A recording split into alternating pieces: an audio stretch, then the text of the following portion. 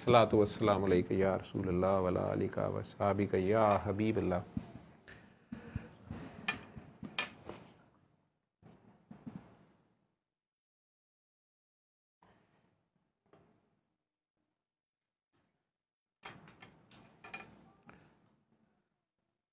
मेरा ख्याल था कि 9 मुहर्रम है, शायद आप लोग आज बहुत कम होंगे या नहीं आएंगे। कुछ रास्ते भी बंद होते हैं, कुछ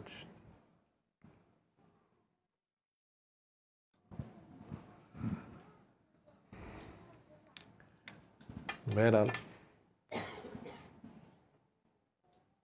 तारुफ की बात हो रही थी। किनको किन के पास माइक था? आपके पास था जी? जी पुत्र जी, अपना तारुफ कराएं, क्या मिला इस दुआ से, क्यों आए?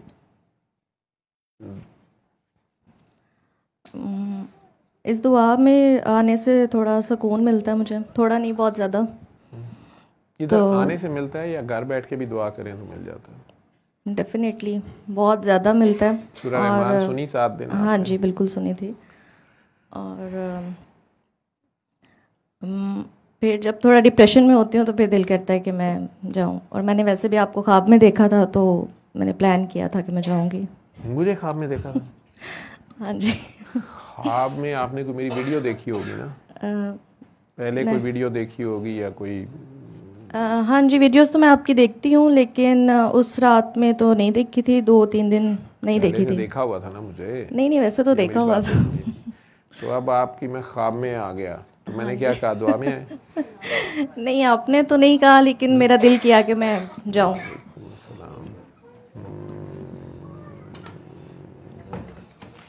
उल्फत जगह दे दो। शायदा बाजी इधर आ जाए। अच्छा तो फायदा जी आप भी इधर आ जाए। कौन उठेगा? ये दोनों उधर बैठ जाएंगे। नहीं हो तो वो सोफा दे देता है, तुम आ जाओ, दोवें जनियाँ आ जाओ। आयशा इधर आ जाओ, इधर आ जाओ। अच्छा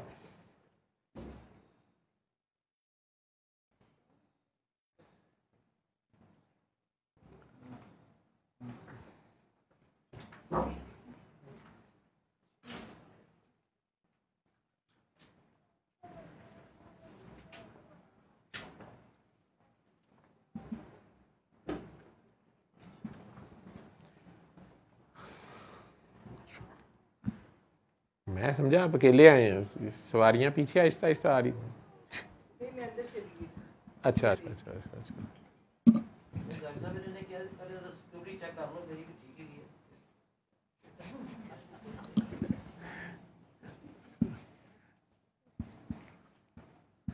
तो आपने फिर सिग्नल दिया नीचे तो फिर वो ऊपर आए सिक्योरिटी चेक के बाद?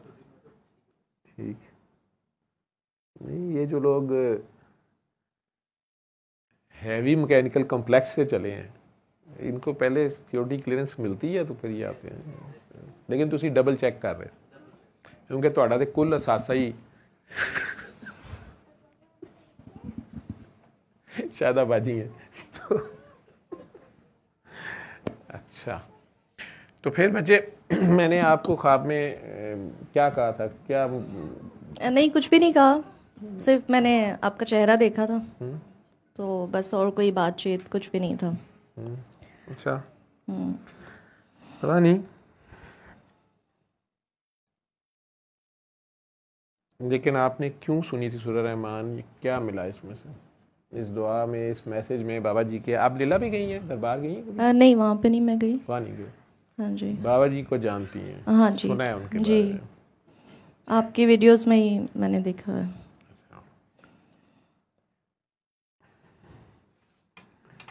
कुछ फिज़िकल इश्यूज थे तो उसके लिए मैंने सुनी थी, आपने ही बताया था। तो फिर दुआ भी की और आगे भी करवाई, तो उससे काफ़ी ज़्यादा सुकून भी था और इम्प्रूवमेंट भी थी फिज़िकल सिचुएशन में भी और वैसे भी। ठीक। तो अब आप फिर गाहे बगाहे आ जाती हैं? हाँ जी। खुद दुआ कराती हैं, किसी का भला हाँ करती हैं? जी बिल्कुल करवाती हूँ। बस मुर्दा दिलों को जिंदा करें, आप खुद दुआ कराया करें इंशाल्लाह। ठीक है? इंशाल्लाह तो तब कहते हैं जब आपने काम नहीं करना होता। नहीं मैं करती हूँ। जी बिल्कुल। हम लोगों ने इंशाल्लाह इसलिए रखा होता है। नहीं, ऐसा नहीं है। अच्छा, मेरी डिक्शनरी में ऐसा नहीं है। तो बड़ी अच्छी बात है।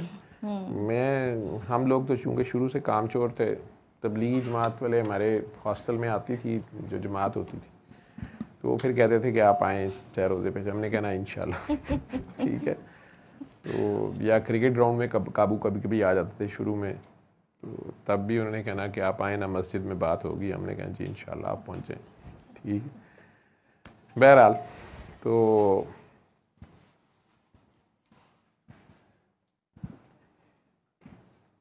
सुकून मिलता है, आप ये कहती हैं? हाँ जी बिल्कुल, बहुत ज़्यादा सुकून सिर्फ अल्लाह में है। हाँ जी बिल्कुल, उसी के नाम में है। नाम में है? अच्छा, अल्लाह नाम नहीं है ना, एक ज़ात है, उसकी ज़ात में सुकून है, ठीक। उसके ज़िक्र में सुकून है। वो ज़िक्र हम समझते हैं सिर्फ नाम जपना, ये शायद ज़िक्र है। मौला हुसैन ने अल्लाह का ज़िक्र किया करबला में। करबला अल्लाह का ज़िक्र है जी, ठीक है। और अल्लाह का चूँकि वादा है कि तू मेरा ज़िक्र कर, मैं तेरा ज़िक्र करूँगा, ठीक। अब रहती दुनिया तक उनका ज़िक्र जारी व सारी है। चाहे कोई ये कहे कि जी मातम करना है या नहीं करना है, 2 पार्टियां इस पे बहस कर रही होंगी, बात इमाम हुसैन की हो रही, करबला की हो रही होगी, ठीक है। काले कपड़े पहनने हैं या नहीं पहनने हैं, करबला की बात हो रही है। आज़ादारी करनी नहीं करनी, करबला की बात हो रही है। किसी ना किसी बहाने, चाहे कंट्रोवर्सी में हो, फी ज़माना एक ये है ज़िक्र, बातें ज़िक्र, बैठ जाएं 4 बंदे उनका ज़िक्र कर रहे हैं, हम ये मतलब समझते हैं। प्रैक्टिकल किसी और चीज़ का नाम है। सिर्फ ये नहीं कहना कि हमारा एक अल्लाह है, हम अल्लाह को मानते हैं, अल्लाह है जो सब कुछ करता है, अल्लाह है जो मालिक है, अल्लाह ही है जो हर चीज़ पे कादिर है। नहीं, प्रैक्टिकल में सारा का सारा करबला का वाक़या अल्लाह का ज़िक्र है। उन्होंने अपने अमल से अपने अल्लाह की वहदानियत का प्रचार कर दिया, या ला इलाहा इल्लल्लाह का असल मतलब अपने अमल से, मैं उसके सिवा नहीं मानता किसी को। अगर आप लोग ये देखें कि लड़ाई किस बात की है, वो क्या मांगते थे मौला हुसैन से, वो क्या मांगते थे मौला हुसैन से जो मौला हुसैन ने नहीं दिया। जान, माल, औलाद, इज़्ज़त, शोहरत, बच्चियाँ सब साथ थी, सारा कुछ लुटा दिया अल्लाह की राह पे, लेकिन क्या नहीं दिया था। और जो हुकूमत वक्त थी उसके पास क्या नहीं था, हुकूमत सारी उनकी थी, बीच में 72 बंदे नहीं मानते। अब आजकल की गवर्नमेंट को, आपकी तो असेंबलियों में जो अपोजिशन है 72 से तो ज़्यादा ही है, ठीक है, हुकूमत चल रही है, हुकूमत को कोई परवाह नहीं है, ऐसे ही है। तो इतने बड़े मुल्क में 72 बंदे नहीं मान रहे उनकी बात, क्या फ़र्क पड़ता। लेकिन आखिर वो क्या चीज़ थी जो अवाम के पास थी,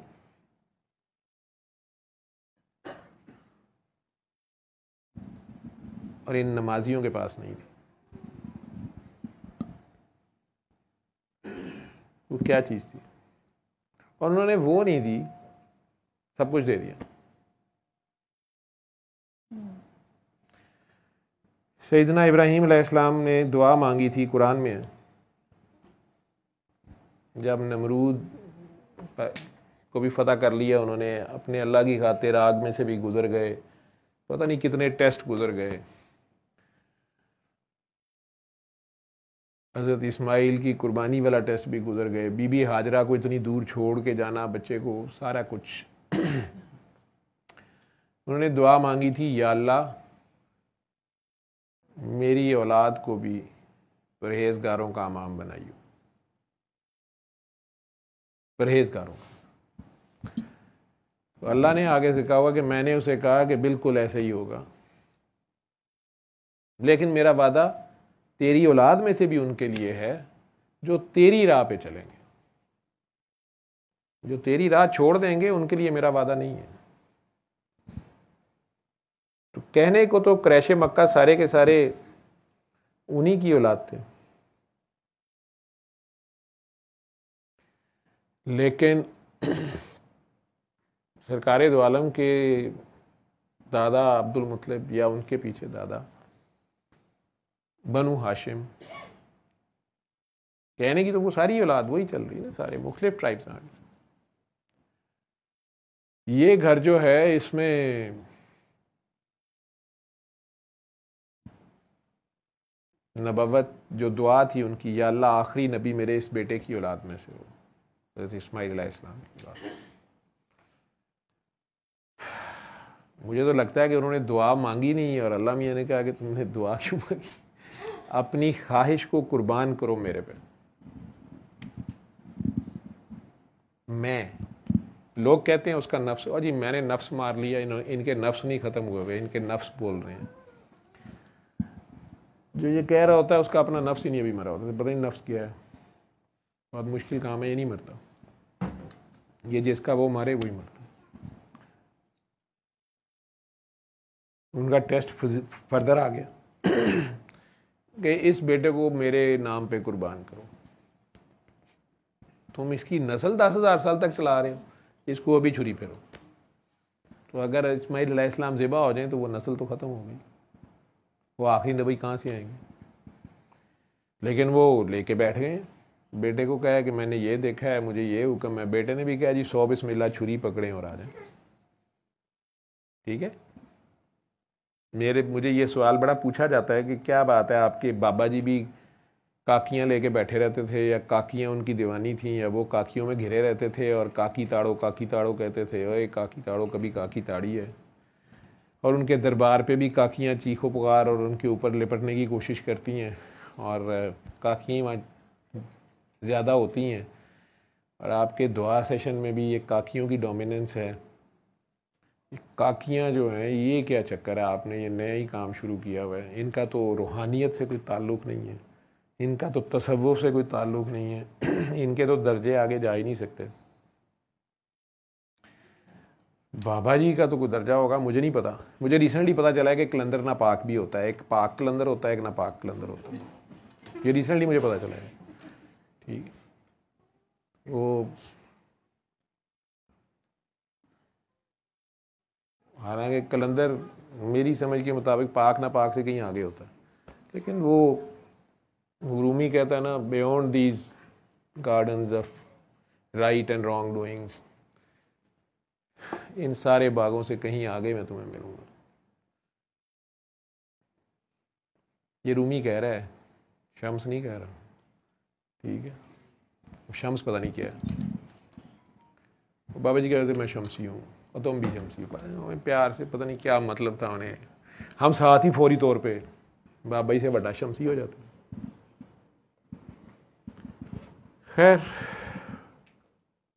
अब उनके दर्जे हम डिसाइड कर रहे हैं। मुझे तो डर आता है उनके बारे में बात करते हुए। मुझे ये नहीं समझ आती कि वो अल्लाह का एक आम बंदा क्यों नहीं था, एक आम इंसान के लेवल पे रह के, जिस पे पास कोई करामात नहीं थी, कोई 4 पर नहीं थे, कुछ 600 फरिश्ता अंडर नहीं था, कोई 700 मोक्कल बंद नहीं किए हुए थे। एक आम इंसान सड़कों पे धक्के खाता फिर रहा है, हीरा मंडी की सफाई कर गया। हम जैसे मुर्दा दिलों को जीने की उमंग दे गया, एक जीने की वजह दे गया। कभी नहीं उन्होंने कहा कि आइन और आइन को सरज को समझते हो, हाथ चूमो हमारा, नीचे बैठो, नापाक मेरे साथ गले में मत मिले, बात ही नहीं। वो एक डॉक्टर की तरह पूछते ही नहीं थे कि भाई जी आपका क्या मसलक है, आपने वुजू किया हुआ है कि नहीं किया हुआ है, नहाए हुए हो कि नहीं नहाए हुए हो।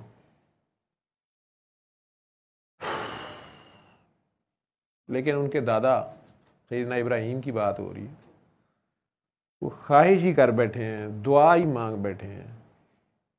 जितना बड़ा बंदा होता है ना, अगर कुरान को देखेंगे, या मेरा शायद देखने का अंदाज ज़रा और है, पागलों वाला है।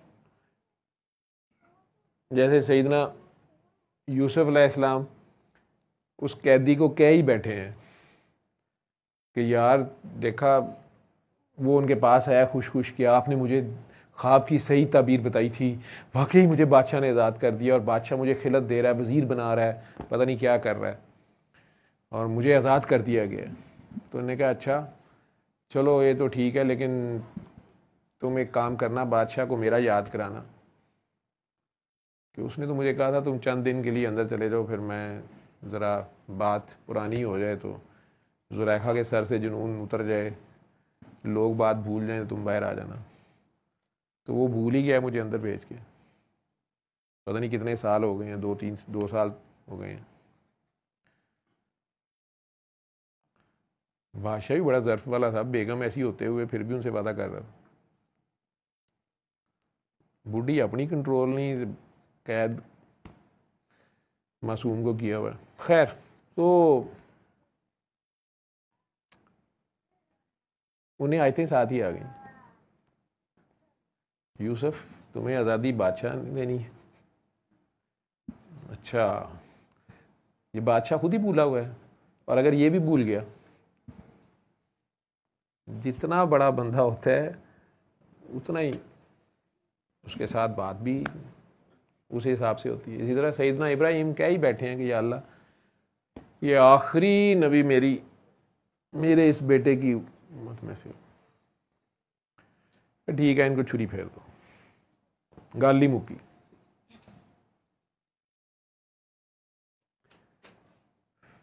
क्योंकि दूसरे बड़े बेटे जो हैं उनसे भी नबुव्वत चल रही है।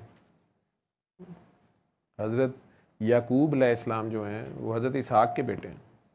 हज़रत इब्राहीम के जो बेटे हैं, बड़े बेटे, या हज़रत इस्माइल के दूसरे भाई जो हैं हज़रत इसहाक, पहली बीवी सारा में से जो हैं,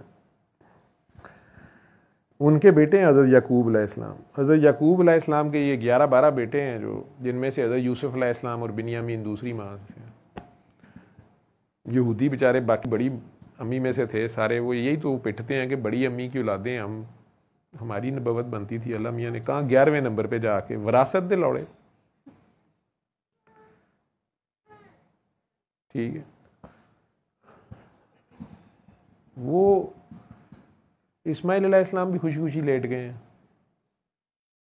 उस पे इल्लामा इकबाल ने कहा है ना कि ये मकतब की करामत थी कि फैज़ान नज़र था। कौन सी यूनिवर्सिटी से पढ़े थे हज़रत इस्माइल अलैहिस्सलाम? वहाँ तो पानी भी नहीं था। आप लोग कहते हैं बच्चों की अच्छी एजुकेशन के लिए हमने उन्हें फ़लाँ उसकी रैंकिंग इतनी है, उसकी रैंकिंग उतनी है। बच्चे को ये तक नहीं पता होता कि मेहमान घर आया है तो उसको रिसीव कैसे करना है और उसको बाहर छोड़ने कैसे जाना है। यूनिवर्सिटी के ग्रेजुएट होते हैं, सलाम कहने की तमीज़ नहीं होती कि बड़े को पहले कहना है कि बाद में कहना है। बड़ा आ गया तो उसके लिए जगह छोड़नी है। डिग्रियां बहुत बड़ी बड़ी होती हैं। मेहमानों को छोड़ो परे, माँ बाप के अदब का नहीं पता होता। मैं आज की बात कर रहा हूँ, सिविलाइज्ड, कल्चर्ड, मॉडर्न वर्ल्ड।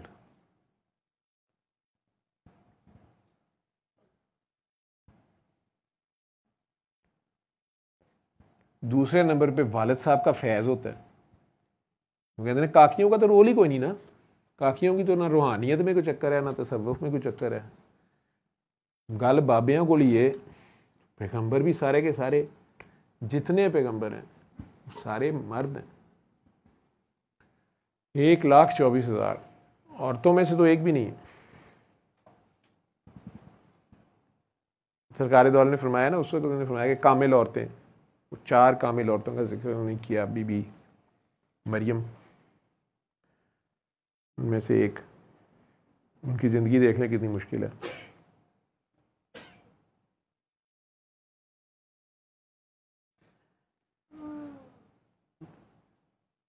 लेकिन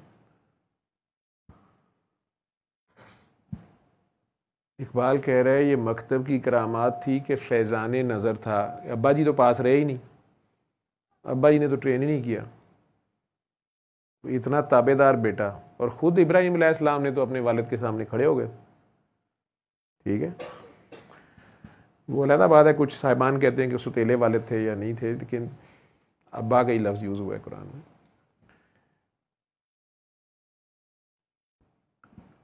अब उनके बेटे को तो इतनी ताबेदारी अपने वालिद की नहीं आनी चाहिए।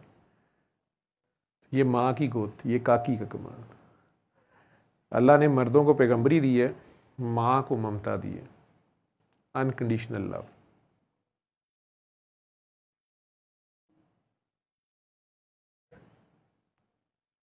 बेगरज प्यार। जिस तकलीफ से 9 महीने रखती है पैगंबर को 9 महीने पेट में रखती है, तकलीफ से जनती है, पालती पोसती जवान करती है। फिर वो नबी कई लोगों को बताता है अल्लाह का रास्ता ये है, अल्लाह एक है। वो पैगंबर पैदा करती है, ट्रेन करती है।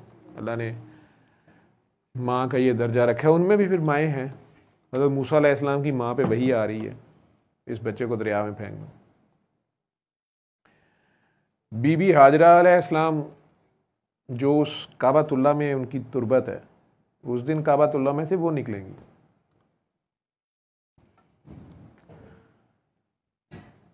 उनका घर है वो। ये थोड़ा है कि हज़रत इब्राहीम ने जब हज़रत इस्माइल बड़े हो गए तो फिर आके वो कमरा डाल के दिया उन्हें, वो एक कमरे का कोठा या मकान बना दिया। उन्होंने भी तो कुछ बनाया ही होगा ना। अकेली औरत ने जो अपने बच्चे के लिए 2 पहाड़ियों पे भागी फिर रही, इधर से उधर इधर से उधर। उसने रात को उसके लिए छत, बारिश, गर्मी, तूफान, कोई एक दिन की तो कहानी नहीं है, ये कई सालों की कहानी है। तो बच्चा कैसे पाला होगा उसने? वफादार औरत के, और वो वफा भी कायम रखनी। ये फतवे देते फिर रहे हैं कि अगर 3 महीने खामन साहब वापस ना आए तो बीवी और खामन के निकाह भी खतरे में जा सकता है जी, बीवी गलती कर सकती है जी, मर्द भी। ठीक है, सारी बातें वो शरीयत की बातें हैं। बीबी हाजरा कितनी देर रही अकेली जंगल में? उस चश्मे की वजह से काफिले रुकने शुरू हो गए। बस्ती बसना खेल नहीं है ना, बसते बसते बस्ती है। अब जब कहीं हज़रत इब्राहीम अलैहिस्सलाम आए हैं कई सालों बाद, उस ज़माने की ट्रैवलिंग, किलोमीटर देख लें यरूशलेम के कितने हैं मक्का से। वो ट्रैवलिंग करके आना, और उस ज़माने में जेट तो थे नहीं, पैदल या ज़्यादा से ज़्यादा घोड़ा होगा या ऊँट होगा। सफ़र की खतरनाकियाँ भी, डाकू चोर भी, खाने पीने का मसला भी। रास्ते में थोड़ी मोटरवे थी कि होटल खुले होंगे, रेस्ट एरियाज। अगर आ गए हैं तो वापस गए हैं तो पता नहीं सही पहुंचे भी हैं कि नहीं, कोई पता नहीं। इसी आस पे बैठी है वो औरत। ये काकी, वफादार काकी, अच्छी बीवी, मेरे ज़ाती ख्याल में कायनात में, ज़मीन पे, दुनिया में अल्लाह की सबसे बड़ी नेमतों में से एक नेमत है, अगर किसी मर्द को मुयस्सर हो। उन्होंने ट्रेन किया ना इस्माइल अलैहिस्सलाम।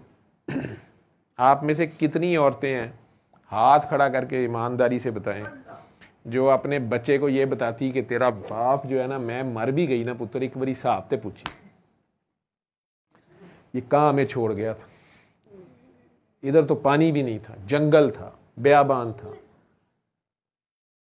पता नहीं कौन सी ख्वाबें आती थी, पता नहीं पहली बीवी ने कहा था, सौतेली माँ तेरी ने कहा था, मेरी सौतन ने कहा था, कई तरीके से कहानी बनी होनी थी। नहीं तो इतना ही कहा, मामा मेरे बाबा कहाँ हैं? बस बेटा क्या बताऊं,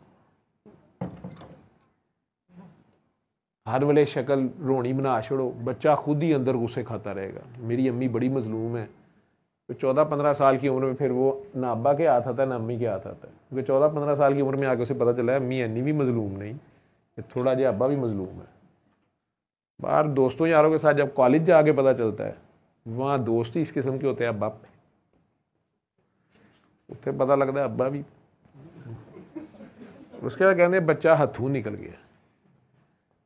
ये बो काटा पहले अम्मी कर देती है वैसे ज़्यादातर, तो एम ही नहीं किसी ने कहा तुम मुझे अच्छी काकियाँ दो, मैं तुम्हें अच्छी कौम देता हूँ।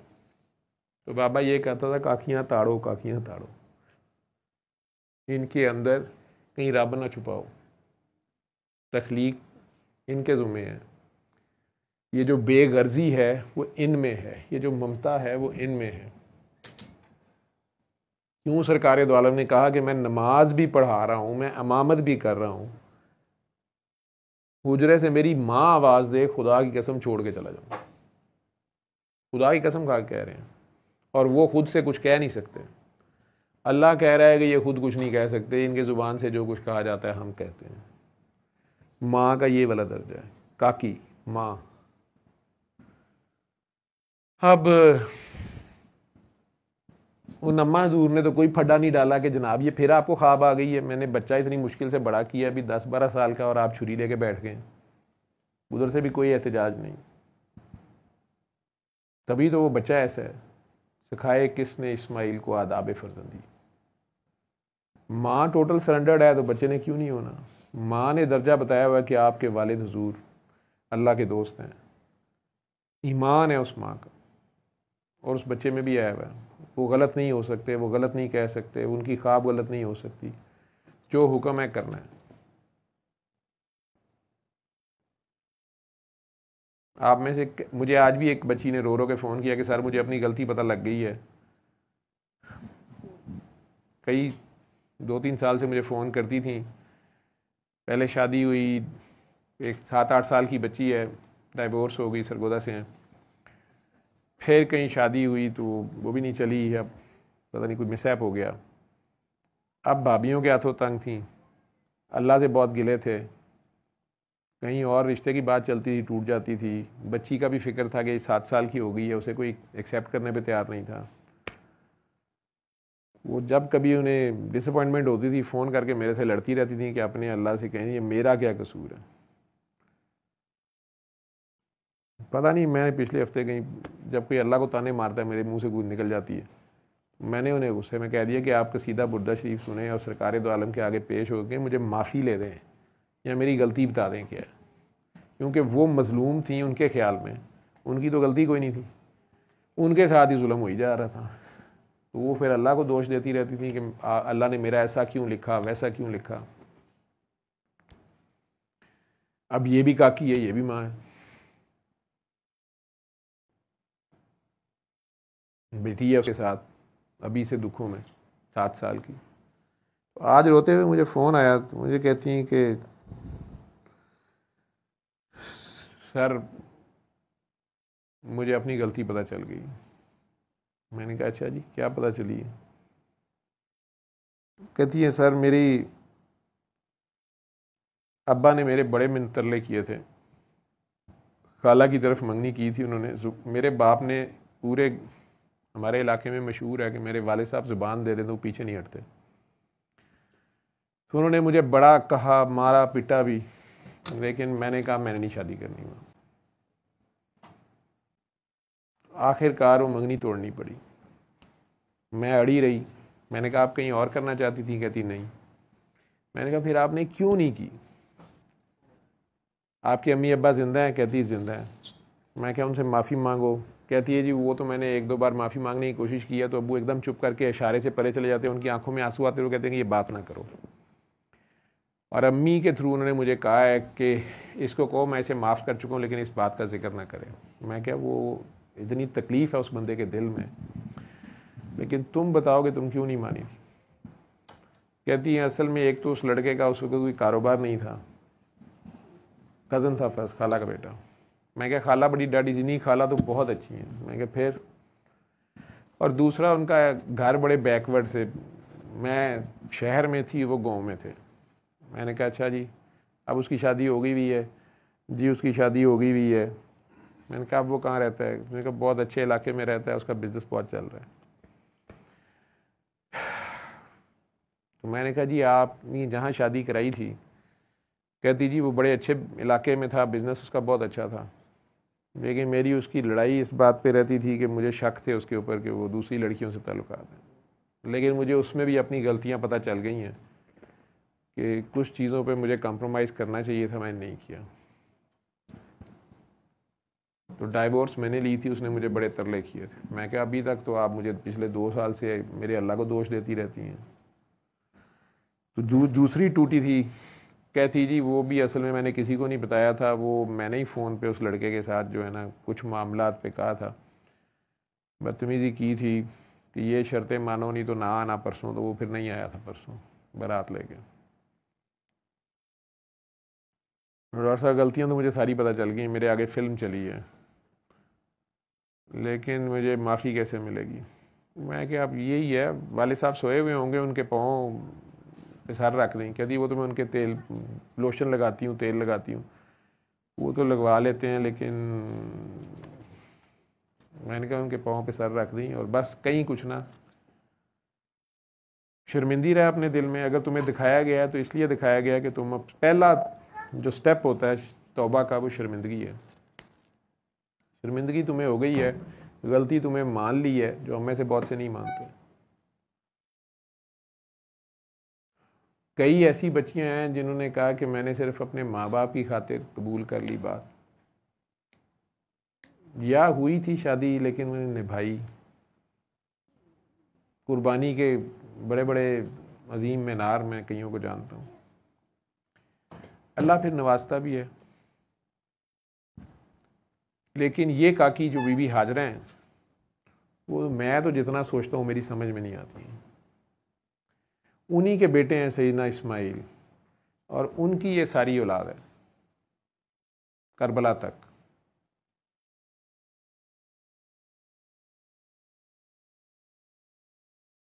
उस दिन तो बकरा आ गया, सैयदना इस्माइल बच गए। अल्लाह ने कहा बस मैं तुम्हारा टेस्ट ले रहा था, ठीक है। हालांकि अल्लाह को तो सब पता था। मेरे तो ख्याल में अल्लाह की इजाज़त से शैतान ही टेस्ट लेता है, लेकिन अल्लाह ताला की जो अपनी ग्रेट प्लानिंग है उसकी शैतान को भी समझ नहीं आती है। ये वही नस्ल चलते चलते चलते चलते आखिरकार सरकार दो आलम सल्लल्लाहु अलैहि वसल्लम का ज़हूर होता है। उनके वालिद साहब का भी यही वाक़या है। सैयदना अब्दुल्ला जो हैं, नबी की सल्लल्लाहु के जो वालिद हैं, इनके बारे में सैयदना अब्दुल मुत्तलिब या हुजूर के दादा ने कसम खाई हुई थी। पता है ना आप सारों को? हज़रत अब्दुल मुत्तलिब जो थे, वो खाना काबा के पास जो जमजम का कुआं था, ये बारिश तूफ़ान या जो भी पहाड़ी सैलाब आता था, वो भर के कहीं ब्लॉक हो गया हुआ था, ख़त्म हो गया हुआ था। उन्हें अपने बड़ों से पता था कि यहाँ जमजम का कुआं। उन्होंने सारे कबीले को कहा कि हमें यहाँ खुदाई करनी चाहिए और वो चश्मा ढूंढना चाहिए, वो कुआं ढूंढना चाहिए। लोगों ने उनका साथ नहीं दिया, वो अकेले कहीं लगे रहे, उनकी औलाद नहीं थी। उन्होंने कसम खाई सारे मक्का वालों के सामने, और कसम भी अजीब है कि या अल्लाह तू मुझे 12 बेटे दे, और वो जवान हो तो मेरे साथ कोई नहीं दे रहा, वो मेरे साथ इस कुएं को ढूंढने में जो है मेरी मदद करें। उनमें से जो 12वां होगा, जब वो जवान हो जाएगा, मैं तेरे नाम पे कुर्बान कर दूंगा। अब इस बाप का कॉन्फिडेंस देखें, वो बेटा जवान हो गया, कह देगा जनाब आप अपनी छुरी खुद फेर लें अपने गले पे, मेरा क्या चक्कर है। ये नस्ल आम नस्ल नहीं है, ये कुछ और लोग हैं। ये कसम उन्होंने खा ली है, और मक्का मुकरमा में या उस कल्चर में, या कबायली कल्चर जो भी है, ट्राइब, हमारे भी बलोचिस्तान चले जाएं, सिंध चले जाएं, इधर पंजाब के अंदरून, उसको मर्द ही नहीं समझा जाता जो अपनी कसम पूरी ना करे या अपनी ज़ुबान पे ना खड़ा हो।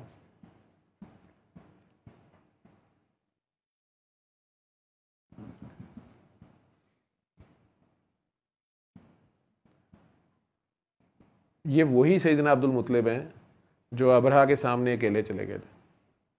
सूरह फील जो है, जब यमन का बादशाह अपने हाथी शाथी लेके खाना काबा गिराने आया, मक्का वाले सारे पहाड़ों पे चढ़ गए कि हमने नहीं से लड़ना। सैयदना अब्दुल मुत्तलिब के पास बहुत ज़्यादा ऊँट थे, रेड ऊँट, बहुत महंगा ऊँट होता है, रेयर होता है। उसने वो सारे रेड ऊँट पकड़ लिए। सैयदना अब्दुल मुत्तलिब बहुत लंबे ऊंचे जवान थे, हज़रत अली के दादा, नबी की सल्लल्लाहु के भी दादा। चले गए, ऐसे कहने लगे कि ऊँट मेरी तुम्हारी कोई लड़ाई नहीं है, तुमने मेरे ऊँट क्यों पकड़े? उसने कहा इसलिए कि मैं तुम्हारा काबा गिराने आया हूँ, तुम में से कोई मेरे से लड़ ही नहीं रहा, कोई बात नहीं कर रहा।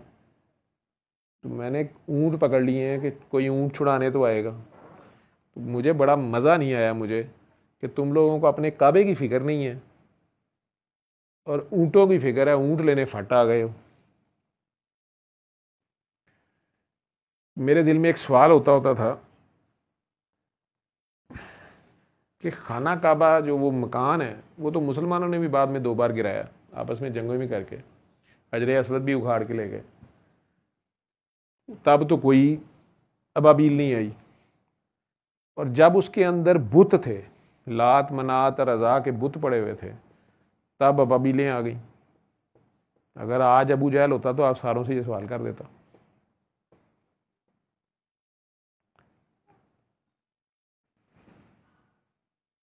जब काबे में इबादत हो रही है, अल्लाह का नाम लिया जा रहा है, कोई बुत नहीं है, मुसलमान हुक्मरानी भी है, तो मुसलमान ही 2 ग्रोह लड़के आपस में खाना काबा गिरा मारा है, हजर असवद ही उखाड़ के ले गए हैं। ये बहरीन वाले अमाल का 100 साल उसके बगैर ही आज होती रही है। तो उस वक्त तो कोई अबाबील नहीं आई, कीड़ी भी नहीं आई।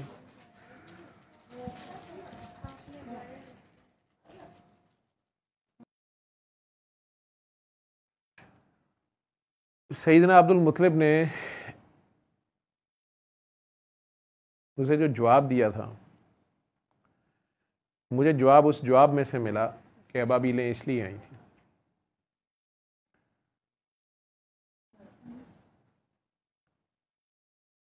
ये कई लोग बदबख्त सैयदना अबू तालिब के ईमान के फ़ैसले कर रहे होते हैं। मैं उनके वालिद सैयदना अब्दुल मुत्तलिब की बात कर रहा हूँ। कोई तो शमा थी जो पासान हुई थी, सरकार तक आती गई। इस नस्ल का बच्चा बच्चा नूर का कहते हैं ना। इंडिया वालों ने तो गाना भी एक बनाया हुआ है, उसमें काफिला सा जा रहा है और वो पीछे है कि रंग और नूर की बारात किसे पेश करूं, ये मुरादों भरी हसी रात किसे पेश करूं, नूर की बारात। कभी इस नज़रिए से उसको सुनिएगा। इसी तरह उनके नाना ताइफ में जन्नत लेके गए थे, लोग पत्थर मार रहे थे आगे से और वो दुआएं दे रहे थे, ठीक है, तो वो जन्नत गए थे। ताइफ वालों के लिए जन्नत लेके गए थे और वो पत्थर मार रहे थे। हम किसी का छोटा सा भला करें, वो आगे से बदतमीजी कर दे तो हम मुंह तोड़ देते हैं अगले का। एक तो मैं तुम्हारी भलाई कर रहा हूँ और ऊपर से तुम मेरे साथ नखरे दिखा रहे हो। बहरहाल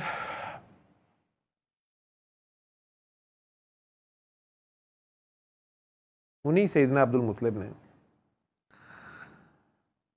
जब अबरहा ने कहा वाह, क्योंकि अबरहा का कद बड़ा छोटा सा था, उसने कहा मुझे बड़ा मज़ा आया, कम से कम कोई कड़ियल जवान, कोई मर्द निकला तो है इस बस्ती में से, और निकला भी, क्या बात है, तुम्हारे से लड़ने का मुझे मज़ा आएगा।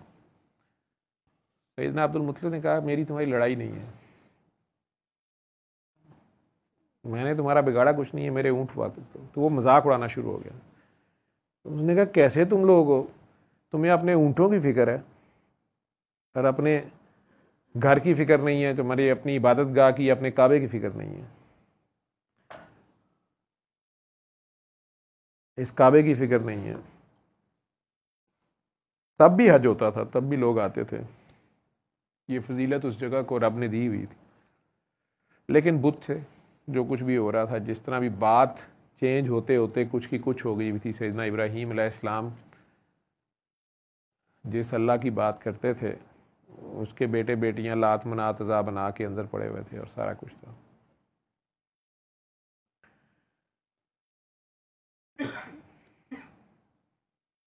सैयदना अब्दुल मुत्तलिब ने उसे कहा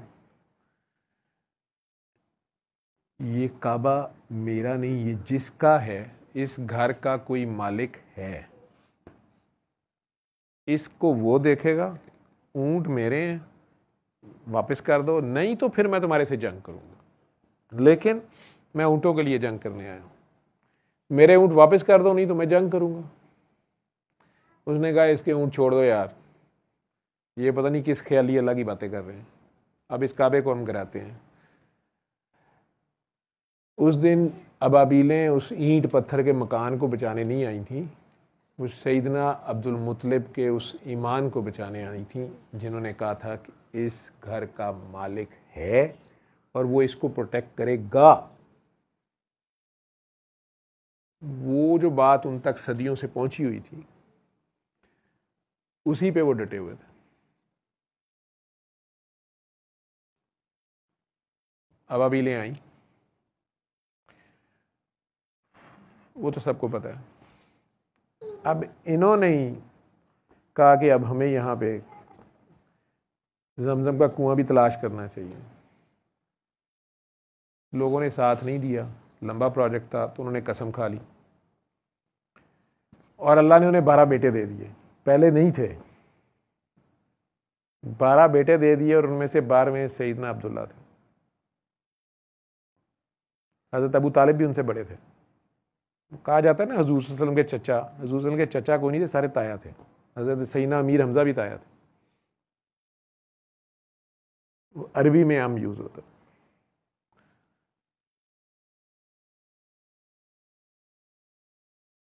और जब वो सारे बड़े हो गए, सैयदना अब्दुल मुत्तलिब ने कुआं खोदना शुरू करवा दिया, जमजम मिल भी गया। तो लोगों ने उन्हें ताने मारने शुरू कर दिए। वो कसम भूल गए हुए थे और उन्हें 12 में से सबसे ज़्यादा प्यार अब्दुल्ला से था। वैसे भी छोटे से ज़रा ज़्यादा प्यार होता है माँ बाप को। अब वो जब जवान हुए तो कई बड़ियाँ कलैनियाँ माइयाँ होंदियाँ ने, जैन वर्गियाँ। ये जैन बूटे की तरह उन्हें हिसाब रखा होता है, इन्हें 150 चूंगी। वो उन्हें तुसी तो कसम खादी जी, हूँ इस मुंडे नूं कुर्बान नहीं कर दे। चलो उन्होंने कह ही दिया था, लेकिन शरीका कहते ही से ताने दे के मारना। आखिरकार सैयदना अब्दुल मुत्तलिब ने पता कराया कि यार ये कसम का कफारा क्या है, क्योंकि बहुत प्यार था उनसे। कोई यहूदी औरत थी, कहा गया है जी वो बड़ी अल्लाह की किताबों को समझती है, उसके पास बड़ा इल्म है, उससे पूछते हैं शायद। तो वो तीरों का वाक़या आपने सुना होगा। तो उसने कहा जी 2 तीरों के ऊपर, एक के ऊपर अब्दुल्ला लिखें, एक के ऊपर कितने ऊँट इसके बदले में दे सकते हैं। उन्होंने कहा जी मैं पता नहीं 1 लाल ऊँट ज़िबा कर दूंगा। दोनों तीर रख दिए गए, एक बच्चे को बुलाया गया, सर पे पट्टी बांध के कि हाँ जी आंखों पे, कि बेटा इसमें से एक तीर उठा लो। तो अब्दुल्ला नाम निकला। अब और तीर डाले गए बीच में। मैंने कहा जी मैं 100 ऊँट दूंगा। वो 101 तीरों में से उसने तीर निकाला, अब्दुल्ला ही निकला। अब उन्होंने कहा जी मैं 1000 ऊँट दूंगा शायद। एग्जैक्ट वाक़या आप खुद पढ़ लीजिएगा, लेकिन इस तरह है। तो शायद 1000 ऊँटों पे जाके वो ऊँट निकल आया, या 2 ही तीर थे, उनमें से जब वो उठाता था तो वो सैयदना अब्दुल्ला का नाम निकलता था। तो ऊँटों की तादाद बढ़ाते गए, तो शायद 1000 ऊँट, एक ऊँट कुर्बान कर लो ना ईद के ऊपर, तो वो बांटना मसला बना होता है। तो बहरहाल 1000 ऊँट और उसकी दावत की गई। तो सैयदना अब्दुल्ला को अल्लाह ने, अब उन्होंने उनकी शादी की, सरदार मक्का थे, और बड़ी जल्दी वो अल्लाह से जा मिले। चले फिर भी गए, ठीक है। बहू और पोता उनके पास थे। 6 साल की उम्र में बहू भी आमना भी चली गई, तो पोते को खुद ही उंगली लगा के फिरते रहते थे सैयदना अब्दुल मुत्तलिब। मक्के में फैसले करते थे, काबतुल्लाह में बैठते थे तो सरकार दो आलम को साथ बिठाते थे। बड़ा प्यार था दादा पोता का। लेकिन 2 साल ही रहे और वो भी पर्दा कर गए। 8 साल के सरकार दो आलम जो हैं वो यतीम मस्कीन, माँ से प्यार किया है तो माँ मदीना मुनव्वरा से मक्का काफ़िले के साथ आते हुए उनके साथ 6 साल का बच्चा, आप में से जिन 6 साल अपने याद हैं, 6 साल की एज याद है, या जिनके पास 6 साल का बच्चा है, वो देख लें कि उस ज़माने में 14 साल पहले अगर 400 किलोमीटर का फासला है और जंगल बियाबान टाइप सड़क है, मट्टी का रास्ता है, पता नहीं कितने दिन में काफ़िले पहुंचते होंगे। उस काफ़िले में एक कोई कनीज़ साथ है शायद, और वालदा की डेथ हो गई है। अब वो बच्चा जो है, क्या उस वहाँ पे काफ़िला 3 दिन कुल कराता रहा होगा, या इंतज़ार करता रहा होगा कि जनाब फ़लाँ भी आ जाए, फ़लाँ भी आ जाए। काफ़िले ने तो चलना है, तो काफ़िले ने फटाफट वहीं पे कब्र खोदनी है और मैयत दफना देनी है। और वो बच्चा कह भी नहीं सकता कि हाय मेरी मामा। मुझे कई बार माएँ चेकअप कराने आती हैं क्लिनिक। कल ही सादिया आई हुई थी, उसके बेटे को बाहर रोकते थे तो बाहर शोर डालता था, अंदर आके मेरी स्टेप देख के और चीखें मारता था। माँ को चेकअप ही नहीं कराने दे रहा था। तो ना माँ से अलहदा हो रहा था और ना वो बाहर टिक रहा था ना अंदर टिक रहा था। अब वो 6 साल का बच्चा जो है वो काफिले के साथ, मैं सोचता हूँ सरकार पीछे मुड़ मुड़ के देखते होंगे, जगह को याद रखने की कोशिश कर रहे होंगे। वो कौन सी कोई ख़ास प्लेस होगी कि जी ये फ़लाँ जगह है तो यहाँ पे है, और उस जगह पे आप जाएंगे, वो जो इलाका है उसको आप देख लें, बंजर पहाड़ हैं सारे, थ्रू आउट मट्टी के, हमें पोठोहारी सा इलाका लगता है। उस बच्चे को वहाँ रोने को भी टाइम मिला, मामा की तुरबत पे ही लेट के रो ले थोड़ी देर। और उस काफिले के साथ 2 दिन 3 दिन 4 दिन, बेटा बाकियों को भी आने दें। आप गलत जगह पे खड़ी हैं, वैसे भी दहलीज पे कभी नहीं खड़े होते, चौखट पे नहीं खड़े होते ना दरवाजे पे। लेकिन आपका नाम बड़ा है तो मैंने आपको कुछ कहा नहीं, हालांकि मुझे शर्मिंदगी हो रही है, नाम भी आपका ज़ैनब है। तो खैर, तो अगर पहुंच गए हैं मक्का में दादा हजूर के साथ, दादा से प्यार डाल लिया है, तो 2 साल बाद दादा भी चले गए हैं। अब इस बच्चे को तो बड़ा एंग्री यंग मैन नहीं होना चाहिए, अल्लाह मियाँ से बड़े गिले शिकवे होने चाहिए। मेरी क्या ज़िंदगी यार, ये जिससे प्यार करो उसको अल्लाह ले लेता है। तायों में से जो सबसे गरीब ताया हैं उनके घर में रहना शुरू कर दिए सैयदना अब्दुल मुत्तलिब अबू तालिब। उनका बहुत बड़ा एहसान है मुसलमानों के नबी रसूल खुदा पे, उनके मोहसिन हैं वो। आप 8 साल के बच्चे की कफालत करें, कोई जिस मर्जी मज़हब का हो, फिर मुझे उसके बाद बातें करके बताइएगा कि अगर वो बच्चा बड़ा हो के या उसके मानने वाले उसके घर वाले कहें कि जी आप तो काफिर हैं, ये बातें ना किया करें।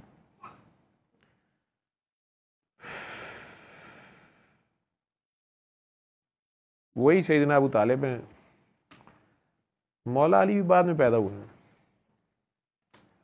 और इनकी अम्मी का नाम भी बीबी फातिमा है, सैयदना अबू तालिब की वाइफ। उनकी गोद में पल के बड़े हो रहे हैं।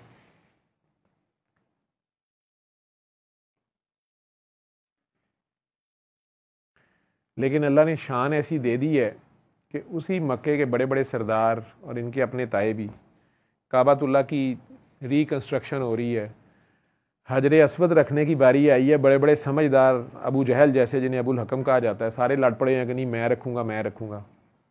चौधराट जो होती है ना, अजारादार जो होते हैं, इनमें ईमानदार कम ही होते हैं, ईमान रखना। और आखिर में खुद ही मान रहे हैं कि ये बच्चा सादिक और अमीन है, इससे फैसला करा लेते हैं। क्या अल्लाह ने शान दी है, ऐसे बड़े बड़े फन्ने खानों के दरमियान एक यतीम मस्कीन बच्चा जिसकी किसी कॉलेज स्कूल ने ट्रेनिंग नहीं की, सिखाए किसने इस्माइल को आदाब फर्जंदी, सिखाए किसने सरकार दो आलम को सालसियत के आदाब, सिखाए किसने मोहम्मद को सदाकत और अमानत। सबक फिर पढ़, सदाकत का, अमानत का, शुजात का। ये सदाकत और अमानत उन्हें किसने सिखाई?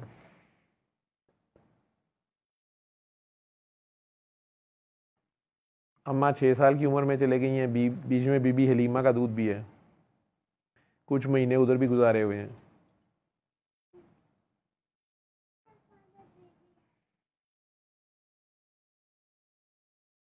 इनकी ट्रेनिंग कौन कर रहा है?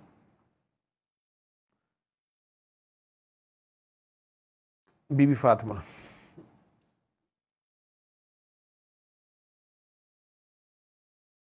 सैयदना अबू तालिब की वाइफ, ताई अम्मा, आप में से कितनी ताइयाँ हैं जो किसी यतीम बच्चे की कफालत अपने बच्चों की तरह बराबर करेंगी, अपने खामन से फड्डे नहीं डालेंगी?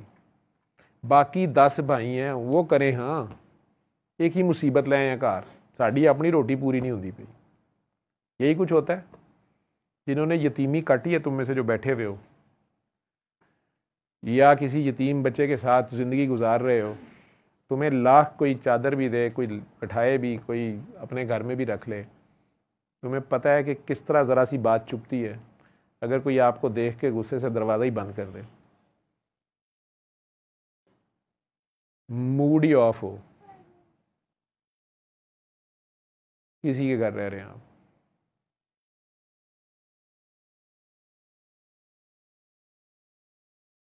आप स्कूल से लेट आए हैं, सब ने खाना खा लिया है, अब दोबारा आपके लिए तवा रखा जाए, वो ठंडी ऐसे करके फेंकी जाए, सालों बाद याद रहती है मैंने यतीमी काटी हुई है। मेरे भी ऐसा वक्त तो नहीं आया, लेकिन मैं जानता हूँ कि मैं कितना एहसास हो गया था, क्योंकि मैंने अपने बाप के दौर में बड़ी बादशाहत देखी थी। मेरे बाप से पूरा गांव, मेरा पूरा ख़ानदान लरसता था, और अचानक उनके पर्दा करते साथ ही वो स्टेटस तो नहीं रहा। वो तो मेरे ख़ानदान, मेरे ददयाल की अज़मत को सलाम है, मेरे नाना अबू की, नानी की, ननियाल की, मामू की कंट्रीब्यूशन को सलाम है, और मेनली मेरी माँ की हिम्मत को सलाम है। लेकिन मैं जानता हूँ कि वो चुपती कैसे है। वो शायद अगले को एहसास भी नहीं होता कि वो क्या कर गया है, उसने क्या किया है, उसने क्या कहा है। आप इतने एहसास होते हैं, आप उसके बच्चों के लिए जगह छोड़ रहे होते हैं, आप डाइनिंग टेबल पे नहीं बैठ रहे होते कि पहले वो बैठ जाए, आप कहते ही नहीं भूख लगी है, सबको जब खाना मिलता है तो आप भी आ जाते हैं अगर बुलाया जाता है। पर्सनैलिटी आपकी और हो जाती है। ये पर्सनैलिटी कैसी है, क्या कॉन्फिडेंस है, क्या खुदी है। इकबाल कह रहा है खुदी खुदी खुदी।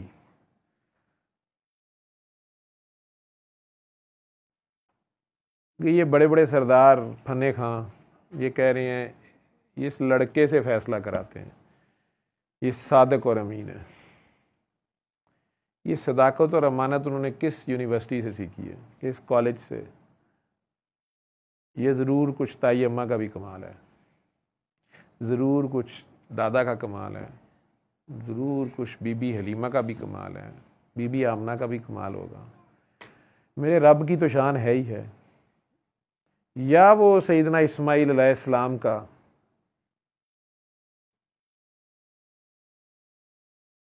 फ़ौरन लेट जाना, या सैयदना इब्राहीम अलैहिस्सलाम का तौहीद की पहचान, या बीबी हाजरा का वो मैनरिज्म है, मैं इखलाक की तकमील के लिए भेजा गया हूँ। कौन सा इखलाक, क्या है इखलाक? इस्लाम,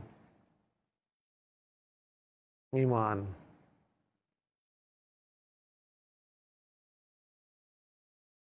हम में से कितने 17 साल की उम्र में अपने घर में कम से कम सादिक और अमीन समझे जाते हैं? 18 साल, 20 साल, 25 साल की उम्र में आप में से कितने हैं मुझे डाल के जो बड़े कॉन्फिडेंस से कह सकते हैं कि मेरे घर वालों से जाके पूछ लें, वो कसम खाएंगे कि जवेद साहब ने कभी झूठ नहीं बोला और कभी बेईमानी नहीं की। मेरे तो घर वालों की हंसी छूट जानी, मेरी अपनी निकल जानी हंसी। मैं तो सरापा झूठ हूँ, ठीक है, जितना मैंने झूठ मारा है और झूठे को मारा है, लेकिन नहीं मरा मेरे से, ठीक है।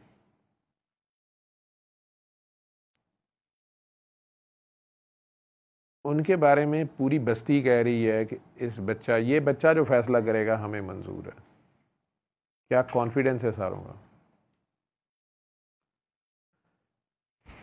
और सरकार ने भी क्या फैसला किया, चादर पे रखवा के हजर अस्वद सारों को उठवा दिया है, और जब रखने की बारी आई है तो धमाका कर दिया। बात छुपा भी गए हैं और बता भी गए हैं, तेरे आंधे खड़ाक बड़े होंगे। मैंने कहा जी आप फैसला करें कि इस पत्थर को रखने का सबसे बेस्ट हकदार कौन है, ये सादत किसको हासिल होनी चाहिए, या कौन इस काबिल है कि हजर अस्वद को इसमें दोबारा लगाए। आप जो फैसला करेंगे हमें मंजूर है। उन्होंने सारों को वो चादर के कोने पकड़ाए हैं, उन्होंने कहा लेके आए। सारों की कंट्रीब्यूशन हो गई है, सारे सरदार हैं, फैसला अब आखिर में उन्होंने करना है कि कौन इसके काबिल है। हजर अस्वद उठाया और अंदर लगा दिया। किसी ने एतराज किया, किसी ने फड्डा डाला, ऐसा मुकम्मल जवाब था, दलील की गुंजाइश नहीं। पूरा मक्का मान रहा है कि वाकई इस जैसा हम में से कोई नहीं। यही तो अल्लाह की आयत है कि इन्हें कहो यार मैं भी तुम लोगों जैसा ये काम आदमी हूं।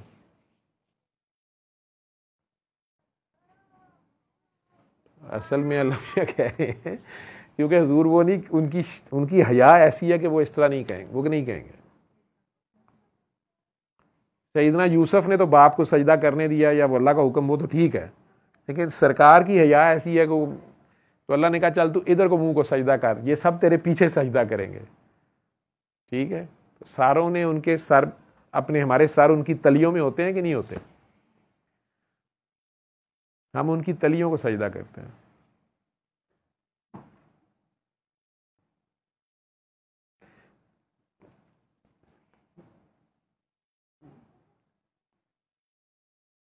तलियों को, पाँव के बिल्कुल नीचे वाले हिस्से को, हम उसको सजदे में होते हैं, हमारे सर वहां होते हैं, अगर समझें आप तो। अल्लाह को पता है कि सजदा तो अल्लाह को ही किया जाता है, लेकिन क्या अल्लाह ने आदम अलैहिस्सलाम को सजदा नहीं कराया? क्या यूसुफ अलैहिस्सलाम को बाप, भाई, माँ ने सजदा नहीं किया? लेकिन अब सरकार कुछ हया, कुछ, मुझे लगता है, ये मेरा ख्याल है, अल्लाह मियाँ ये कहा गया आपके पीछे ये सजदा करेंगे। हम सारे उनके पीछे सजदा करते हैं, सरकार अल्लाह को सजदा कर रहे होते हैं, हम उनकी तलियों को सजदा कर रहे होते हैं, लेकिन सरकार को पता नहीं चलता कि हमारे सर जो हैं उनके पैरों के बिल्कुल नीचे हैं। यूं तलियां होती हैं ना, तो आपके सर किधर होते हैं? तो सरकार ही सबसे आगे होंगे ना, इमामुल अंबिया। ठीक है, मानना तो ऐसे ही चाहिए। वो काफरों ने तो मान लिया, जिन्हें हम काफिर समझते हैं, कुरैश मक्का। कहानी आगे चली और उन्होंने यही बात कही। दरमियान में बीबी खदीजा आ गई, 40 साल की बेवा, 25 साल का शी जवान। आजकल के दौर में अगर ऐसी शादी हो रही हो मोहल्ले में, पहले से क्या बातें होनी है, साड़ियाँ माइया ने नहीं छड़ना।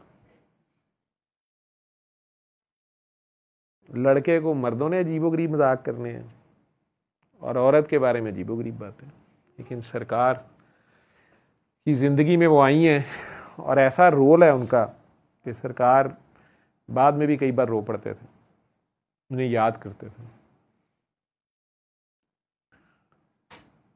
उनका अपना रोल है, माँ है हमारी वो सबकी। 70 माओं से ज़्यादा प्यार, मुझे लगता है उन 70 में से तो शायद यही 70 हैं सारी। अम्मा हवा, अम्मा हाजरा, सारा, मरियम, आसिया, उम्मे मूसा, पता नहीं कितने हैं। सरकार की बीबी आमिना, हलीमा, ये माएँ हैं सारी हमारी। फिर बीबी खदीजा, बीबी आयशा, ये सारे 11 वो भी हैं सारी 13। वो बीबी फातिमा, इन सारों की हेड। लेकिन ये सारी काकियां जो मेरे पे एतराज़ करते हो, मुझे पूछते हो ये क्या कहती, काकियों का रोल है इन सब का। सरकार पे बेसत का जब ज़हूर होता है और ऐलान करने को भी कहा जाता है, बीबी खदीजा का बड़ा रोल है। आप सब ने हिस्ट्री पढ़ी हुई है। फिर उनका पैसा सारा यूज़ हो रहा है, फिर पैसा ख़त्म भी हो गया। शोबे अबी तालब में वो हाल आ गया कि तो सोशल बाइकाट में भी साथ दिया उन्होंने।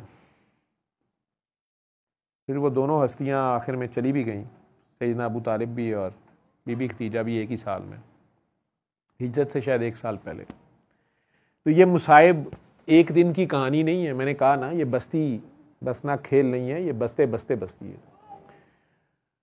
उजाड़ना सेकंड में हो जाता है, जो आप समझते हैं करबला बर्पा कर देनी किसी के ऊपर। शाह जी पिछली बार शेर पढ़ रहे थे, अल्लाह उन्हें सेहत दे, उनकी आजकल तबीयत ठीक नहीं है, मुझे पता चला है।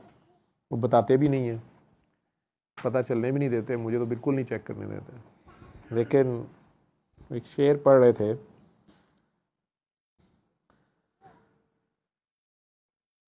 वारिस शाह साथू वो चंगे जिहड़े राती जम्मे ते दिने गौर पे। क्या मतलब है इसका? वारिस शाह साथू वो चंगे, हमसे वो बेहतर हैं, हमारे से वो बहुत अच्छे हैं जो रात को पैदा हुए और दिन को फौत हो गए। आम मतलब, सादा सा मतलब तो वो यही समझ आ रहा है कि वो कह रहे हैं कि एक बच्चा जो रात को ही पैदा हुआ है, चंद सेकंड चंद घंटे जिंदा रहा और दिन चढ़ा और फौत हो गया, ना उसका कोई गुनाह है, ना उसने कुछ किया, आराम से निकल गया, मासूम का मासूम, दुनिया की ड्यूटी भी दे गया, ठीक है, जेल भी काट गया ये, और मुफ्त में ये सारी शर्त अल्लाह की पूरी करके निकल गया, हमारे से बहुत बेहतर है। हम यहाँ लंबी उम्रें मांग रहे हैं, जितनी लंबी मांग रहे हैं उतने ज़्यादा गुनाह कर रहे हैं, उतने ही चांसेस हैं फंसने के, उतने मुसीबतें हैं, उतने लालच हैं, या कोई और मतलब है? किसी को कोई और मतलब समझ आता है? साथों वो चंगे जेड़े राती जम्मे ते दिने गौर पे।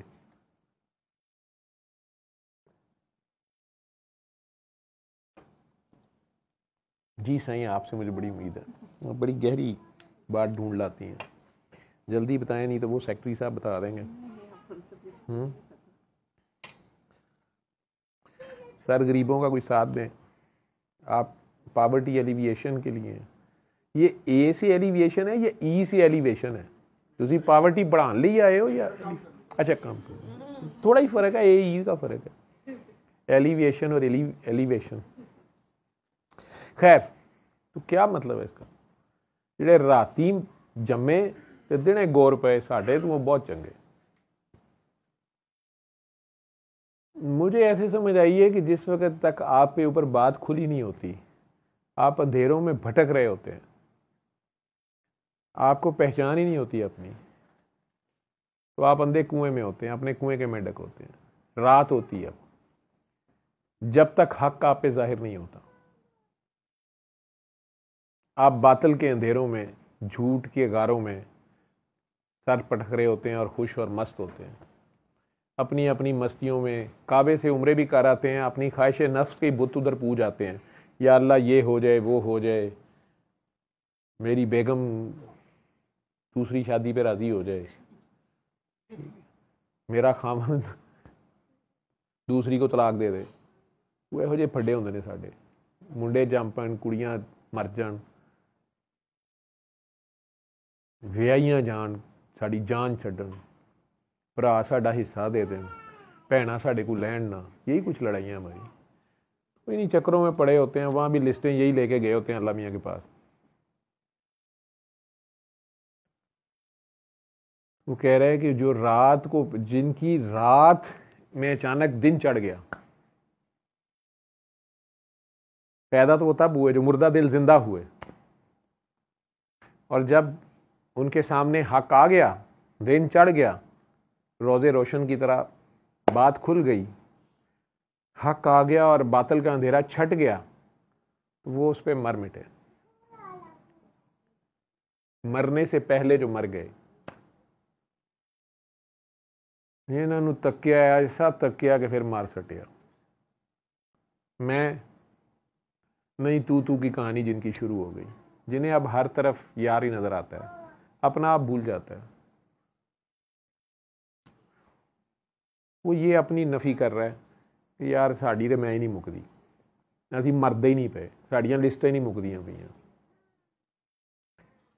हम तो अल्लाह से पूछ नहीं रहे कि तू कहाँ है, पहले था कि बेटा या बेटी पैदा हो, औलाद नहीं है जी, शादी को इतने साल हो गए हैं, अब अगर हो गए है, अच्छा बेटी हुई है, नहीं बेटा भी हो जाए, अच्छा बेटी हुई है तो अब ये प्यारी हो, अच्छा ये कोई इसके कोई उल्टा सीधा काम ना कर दे या कोई और ना बदतमीज़ी कर दे, सेहत ठीक रहे, अब शादी अच्छी जगह हो जाए, शादी अच्छी हो, डिग्री अच्छी हो, शादी अच्छी जगह हो गई, शादी अच्छी हो, खामद बड़ा अच्छा हो, ससुराल वाले भी ठीक हों, नहीं अब इसकी औलाद हो, हाय बेटी हो गई है, हाय अगली बार बेटा हो, एंड ही नहीं आ रहा।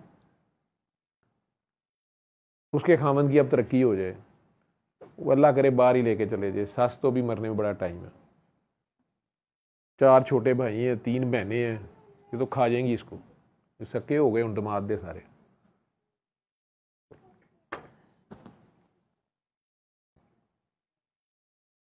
जे दमाद कोई चंगा काम कर ही लवे, धी कवे अम्मी उन्होंने ये दिया है ना धीए, ए ना कदी किसे दे होए जवाई, भावें ढेरा दुध चुल्लियां पलाइए, पता नहीं की मैं सुना हुआ गाँव में, पता नहीं मुझे भूल गया, अम्मी से पूछूंगा पंजाबी में, वो कहती होती हैं, उन्हें याद होती है इस तरह की चीज़ें, भावें चुल्लियों दुध पियाइए, ए ना किसे दे होए, वो धी को भी खड़का दिया कि नहीं ये नहीं हो सकता तेरा, साडा नहीं हो सकता, मर जाए वो साला आके तुहाडे नाल सारा कुछ लोग खा दे, ਉਹਦੇ माँ प्यो भी मर जान, तो यतीम खाने जो मुंडा लो तो कुड़ी विआह दिओ, ना अगे ना पिछे, एडा आसान हल, ਉਹਦੇ 'ਚ भी मैं देखा फिर तंग ने।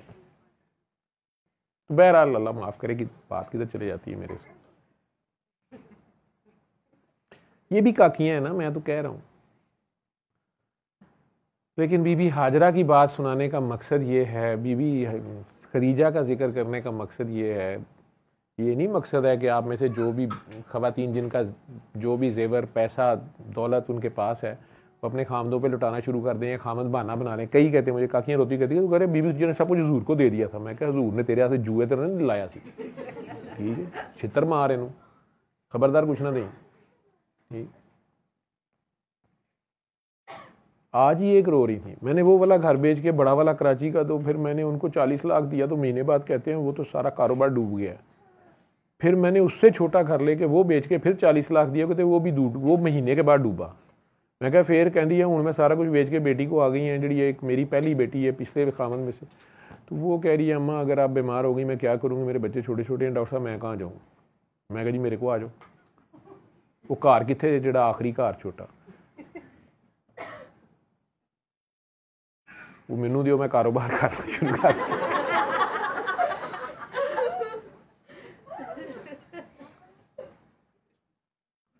शाहिद साहब ने ठंडी आ भरी है, क्योंकि शाहिद साहब भी कराची से आए हुए हैं, सब कुछ बेच के शाहिदा के पीछे।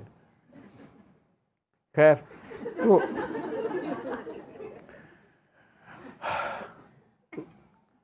एक घर ही है, तो उन्हीं अम्मा हाजरा से लेके अम्मा खदीजा तक और फिर बीबी फातिमा, जिन्हें दुनिया ने कहा अब्बा की अम्मा, उम्मे अबीहा, छोटी सी हैं, वो अब्बा का इतना ख्याल रखती हैं कि लोगों ने कहना शुरू कर दिया ये अब्बे दी भी अम्मा है। और अब्बा वो हैं जो उन्हें देख के खड़े हो जाते हैं। कायनात का शहनशाह जिसके लिए ये दुनिया बनी है, वो खड़ा हो रहा है किन के लिए, और अपनी चादर अपना रुमाल बिछा रहा है बीबी पाक फातिमा के लिए। जहाँ से मैं कोई गलत बोल जाऊँगा किसी भी मसलक के हिसाब से, आप लोगों के दीनी मसाए अपने अपने, तो बेटा वो मुझे बता देना कि सर जी अथू कल झूठ ही गई है, इंज नहीं का, ठीक है। वो सर का रुमाल नहीं होता था उस ज़माने में, तो होता ही नहीं था, वो कंबल होता था, जो भी है। पहला कहने का मकसद ये है, ये सारी माएँ, इनकी रिस्पेक्ट, और सरकार दो आलम कह रहे हैं मेरी माँ आवाज़ दे तो मैं नमाज छोड़ के चला जाऊँगा, अमामत छोड़ के चला जाऊँगा। ये ज़हन में रखें, अमाम जो होता है वो किसके आगे पेश हुआ होता है, किस गवर्नमेंट के आगे पेश हुआ होता है, जब वो नमाज पढ़ रहे होते हैं। और यहाँ तो इमामुल अंबिया हैं, कायनात के इमाम हैं, सारी कायनात उनके पीछे है। झुको झुकने वाले के साथ, सजदा करो सजदा करने वाले के साथ। वो कह रहे हैं मैं छोड़ के चला जाऊंगा, कसम खा के कह रहे हैं अल्लाह की। हालांकि उनकी वालदा तो पर्दा फिल्म आ गई हुई है 50 साल पहले। वो कह रहे हैं, हमें समझा रहे हैं कि माँ आवाज़ दे तो छोड़ के चले जाऊंगा।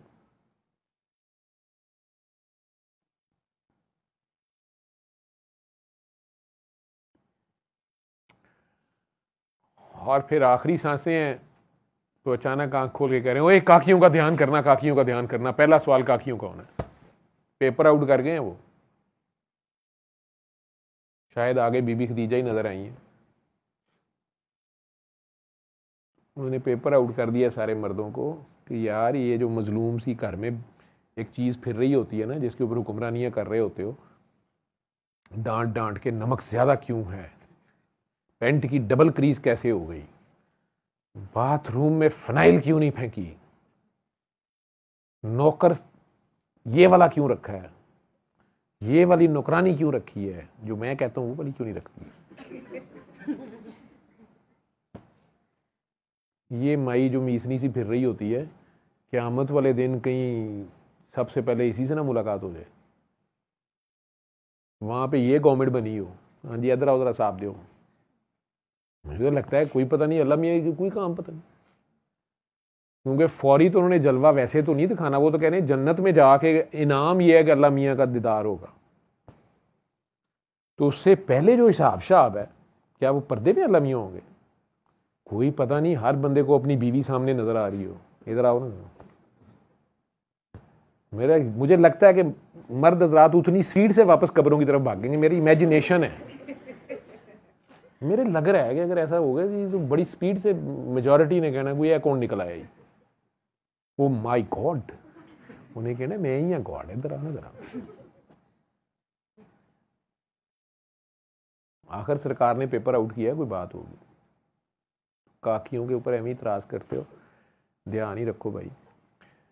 ये वो माएँ हैं, ये वो बीबी हाजरा की ट्रेनिंग है जो आगे तक आ रही है। ये बस्ती उन्होंने बसाई हुई है, उस बस्ती में ये घर है उनका, उस घर की वो नस्ल है। उस नस्ल में आखिरकार बीबी फातिमा के ये 2 शहजादे हैं, और फिर शहजादों का बादशाह शहनशाह मौला अली है।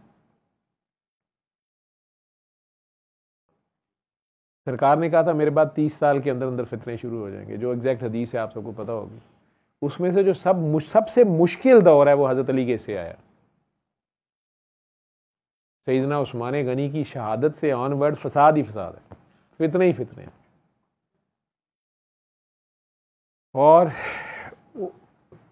ये हिस्सा उनके हिस्से आया। फिर ये दोनों बेटे आगे आ गए। वो 7 साल उनके घोड़े की पीठ पे ही गुजरे हैं। कोई रूमी नहीं आए, कोई ईरानी नहीं आए, कोई शामी नहीं आए, कोई इंडिया ने साजिश नहीं की, मुसाद ने की, नहीं अमेरिका ने, नहीं मुसलमान ही आपस में लड़ने आ गए हैं तलवारें लेके। सेटल करते करते बीबी आयशा रज़ी अल्लाह ताला अन्हा, उन्होंने बाद में एडमिट भी किया, सारी उम्र साथी रही, कलक रहा। वो जंगे जमल जो करवा दी, बीच में फसादी थे। ये याद रखा करें कि फसादी सरकार दो आलम के पीछे नमाज पढ़ के भी जो मुनाफिक है वो मुनाफिक ही रहा।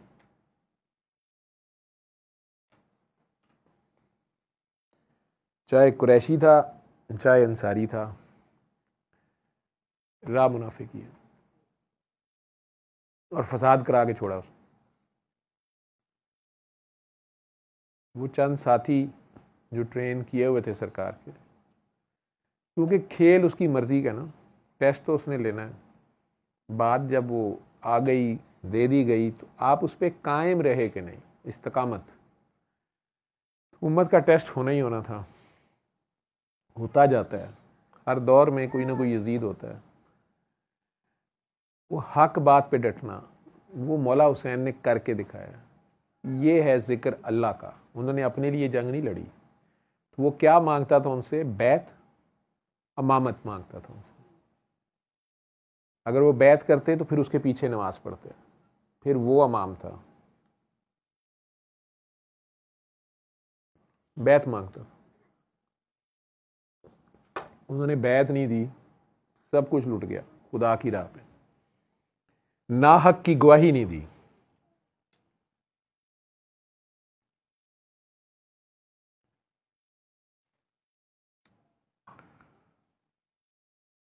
हम में से कितने हैं, बड़े रोते हैं हम सारे।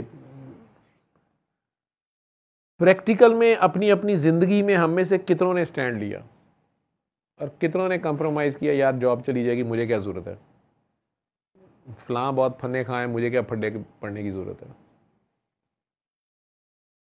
कितने मजलूमों की खातिर आपने स्टैंड लिया। और जहां बात हो ही हक और सच की, जहां अल्लाह के नबी की हक की किताब की गवाही देनी हो, कितने लोग।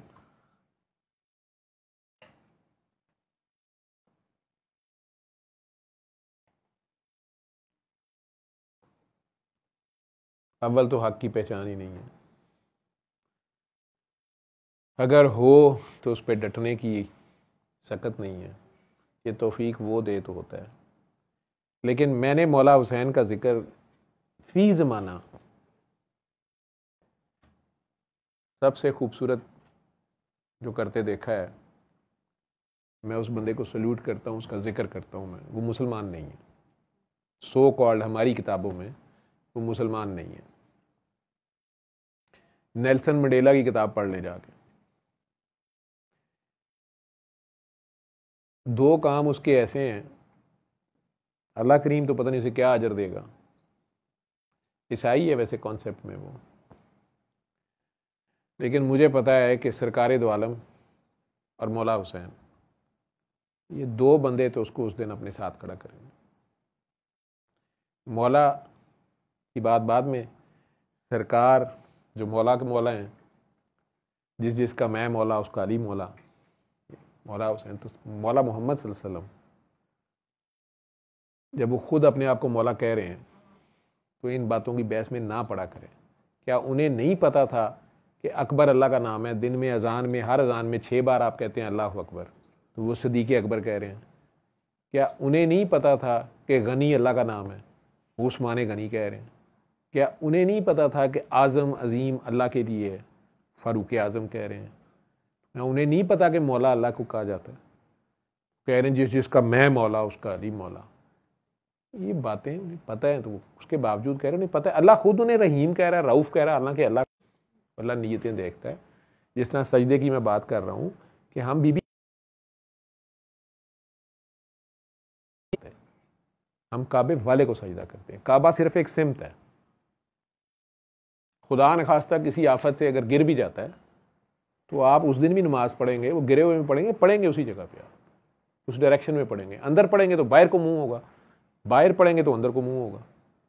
उस सिमत का नाम है, उस जगह का। सिमत की बात भी एक हद तक है, दीवारों तक। अंदर पढ़ेंगे तो बाहर को मुंह होगा। तो फिर लोग कहेंगे इन दीवारों का ही नाम है, तुम दीवार को करते हो।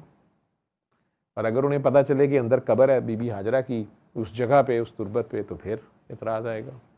जिनको नई बात की समझ, या मस्जिद नबवी में सरकार दो आलम की पिछली साइड से, जब आप साबे सुफ़ा वाली साइड से अगर आप नमाज पढ़ रहे हो तो सरकार की तुरबत सामने है, सरकार की भी, दोनों दोस्तों की भी। लेकिन अल्लाह नीयत देखता है। खाम खा अपनी बात को, अपने दिमाग को ख़राब ना किया करें, ना बात को फसाद में लाया करें।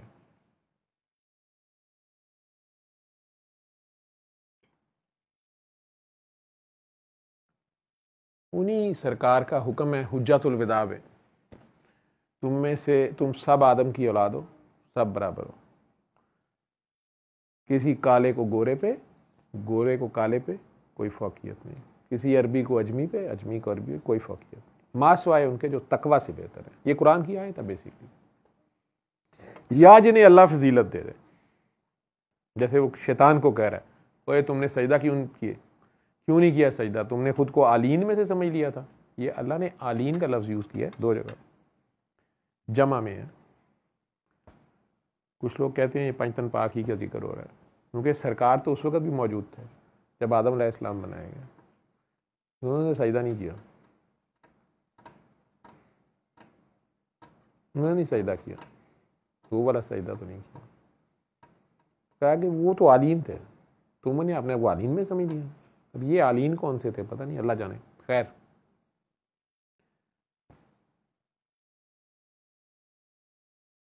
इन्हीं बीबी पाक फातिमा की शान सरकार ने किसी को कही नहीं है, समझने वाले को समझनी चाहिए कि सरकार खड़े हो जाते हैं जिनके लिए।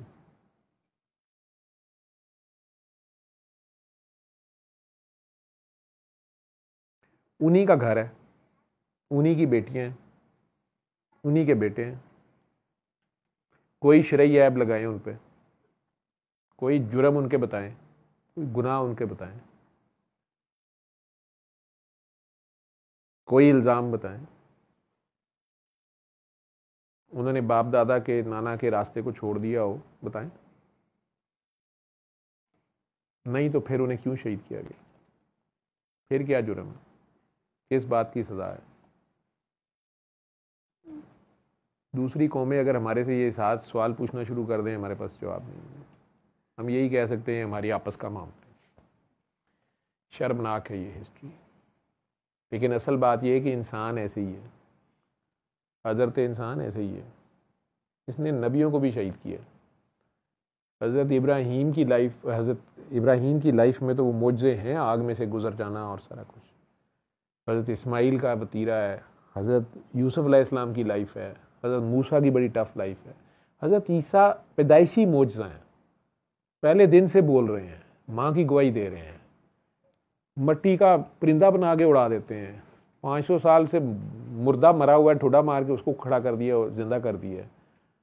कोड़ी को गले लगा के शिफाई आप कर दिए। मतलब हर चीज़ ही मोजा है। उसके बावजूद उन्हें स्लीप पे ले गए। वो तो अल्लाह की अपनी मर्जी है ना, अल्लाह ने क्या किया। लेकिन इंसानों ने तो यही कुछ किया। उनके भी हवारी आपस में ग्रोह बंदी और उसी में पड़ गए उसी वक्त।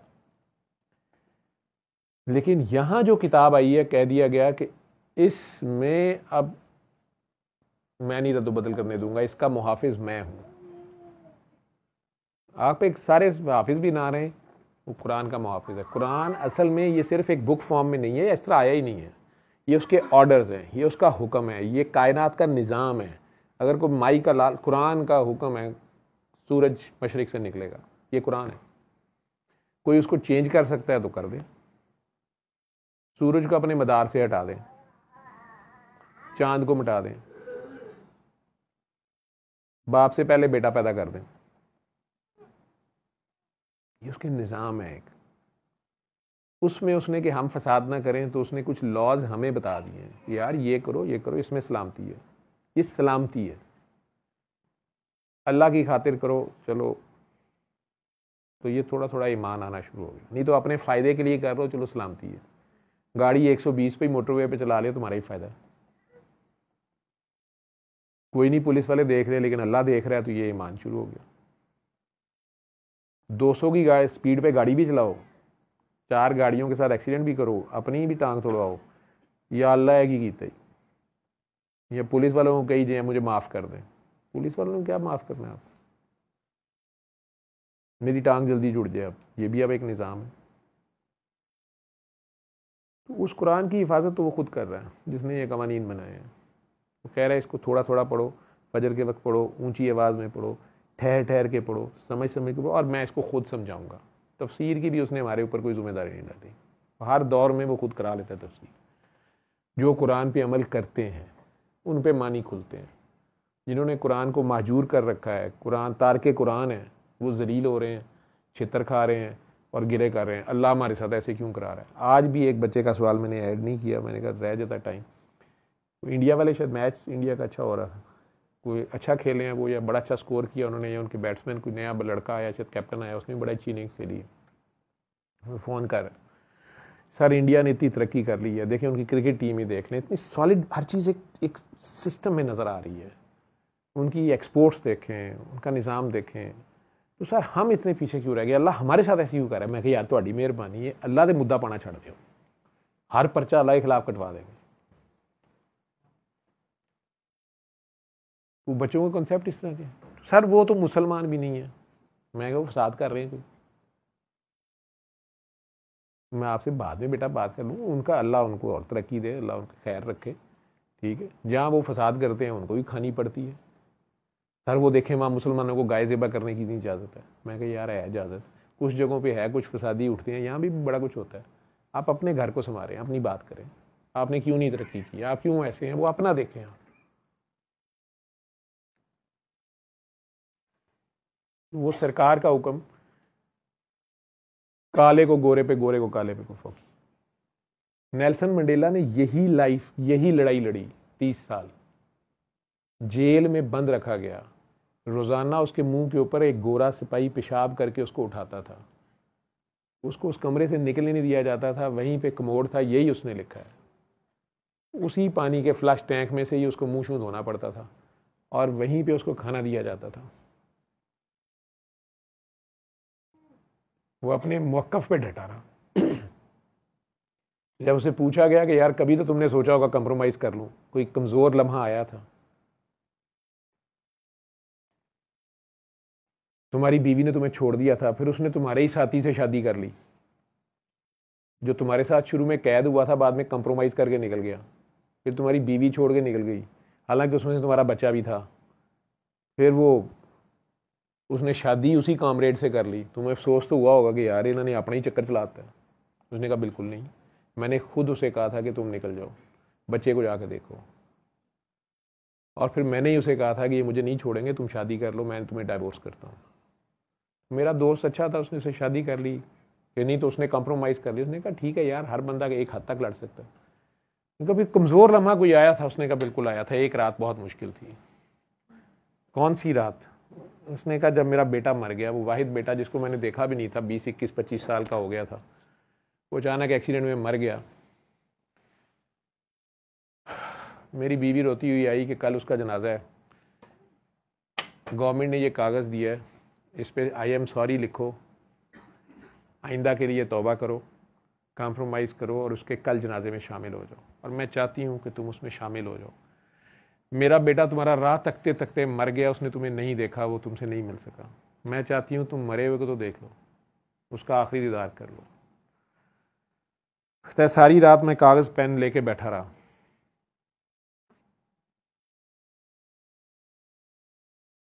बच्चे का सोचूं कि वाकई वो मेरे से गिला करेगा क़यामत के दिन कि यार तुमने मुझे आखिर में भी मिलना पसंद नहीं किया।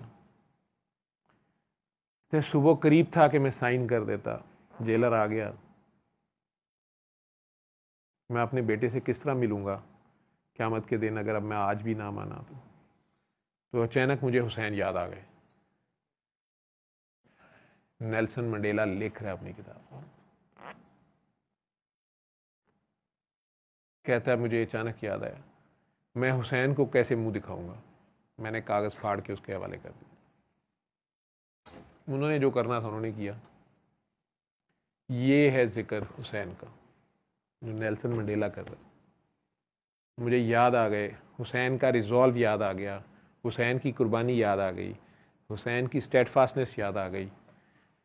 उसने नहीं कहा मैं हुसैनी हूँ, लेकिन उसने अपने अमल से क्या कहा, लब्बैक या हुसैन, लब्बैक या हुसैन, लब्बैक या हुसैन। नारे नहीं मारे, उसने करके दिखा दिया। था आशिक, चाहे वो अपने मिशन का आशिक था, अपने उस एक पॉइंट का आशिक था कि यार ये रंग की नस्ल के ऊपर क्यों डिस्क्रिमिनेट कर रहे हो। और अल्लाह ने फिर वो वक़्त लाया कि उसको बादशाह दी, सदारत दी। उसके मुल्क वालों ने कहा गोरों को बाहर निकाल दो, गोरों को नौकरियां ना दो, गोरों को फारिग को। उसने कहा नहीं, मेरिट पे होगा। जब कुछ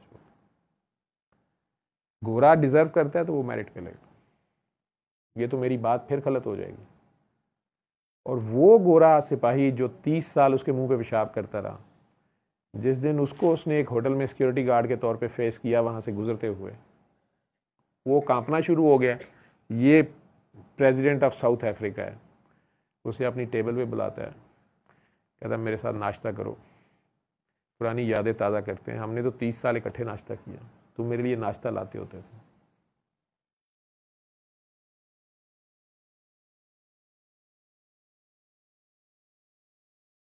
छोटा ज़र्फ है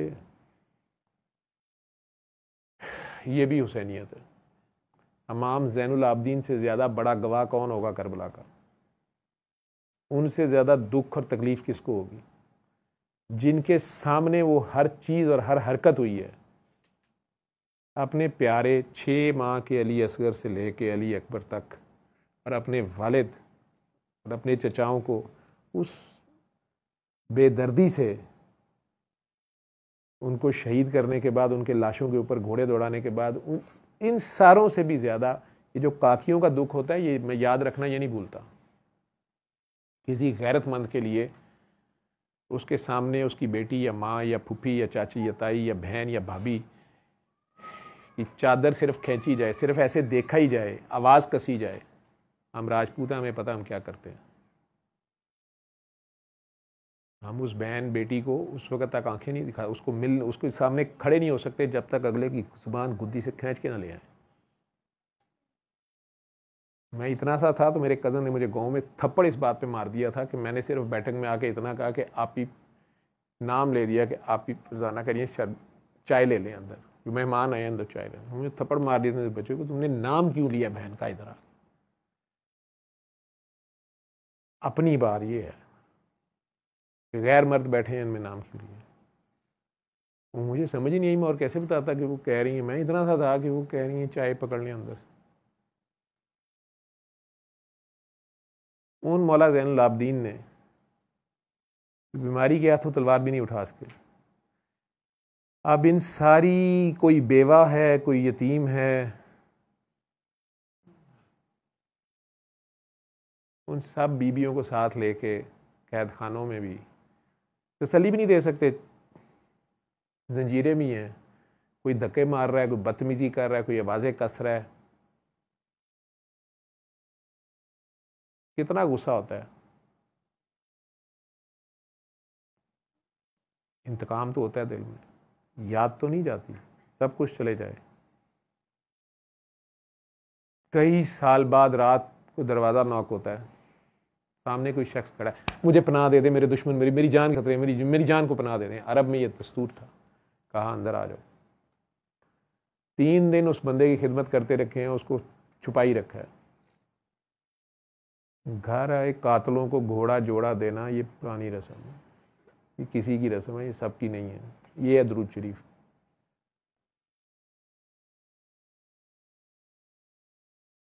तीन दिन बाद उसे कह रहे हैं अगर जाना चाहो तो अब ख़तरा टल गया है, वो चले गए हैं, तुम्हारे दुश्मन तुम्हारे पीछे जो थे वो चले गए हैं, ये घोड़ा मेरा ले जाओ, पूरे अरब को पता है ये मेरा घोड़ा है, कोई तुम्हारे करीब नहीं आएगा, दूर से कोई भी देखेगा समझेगा मैं जा रहा हूँ, और ये मेरी अबा पहनो, ये मेरा लिबास है, सबको पता है सिर्फ मैं पहनता हूँ, दूर से कोई भी देखेगा लोग समझेंगे कि ज़ैनुल आबदीन जा रहा है, कोई रोकेगा नहीं, तुम निकल जाओ और इधर से निकलो, यमन की साइड पे निकलो, वो इधर को गए हैं, तुम इधर को जाओ। वो बदबख्त घोड़े पे चढ़ गया, सब कुछ पहन पून के, एड़ लगा रहा है, तैयार करके घोड़ा कार्य कहता है लगता है आपने मुझे पहचाना नहीं। उसकी औकात ही है। मैंने कहा ना, हर बंदा अपने कुएं का मेंढक होता है। जब उससे आगे बात देखता है तो फतवे देना शुरू कर देता है।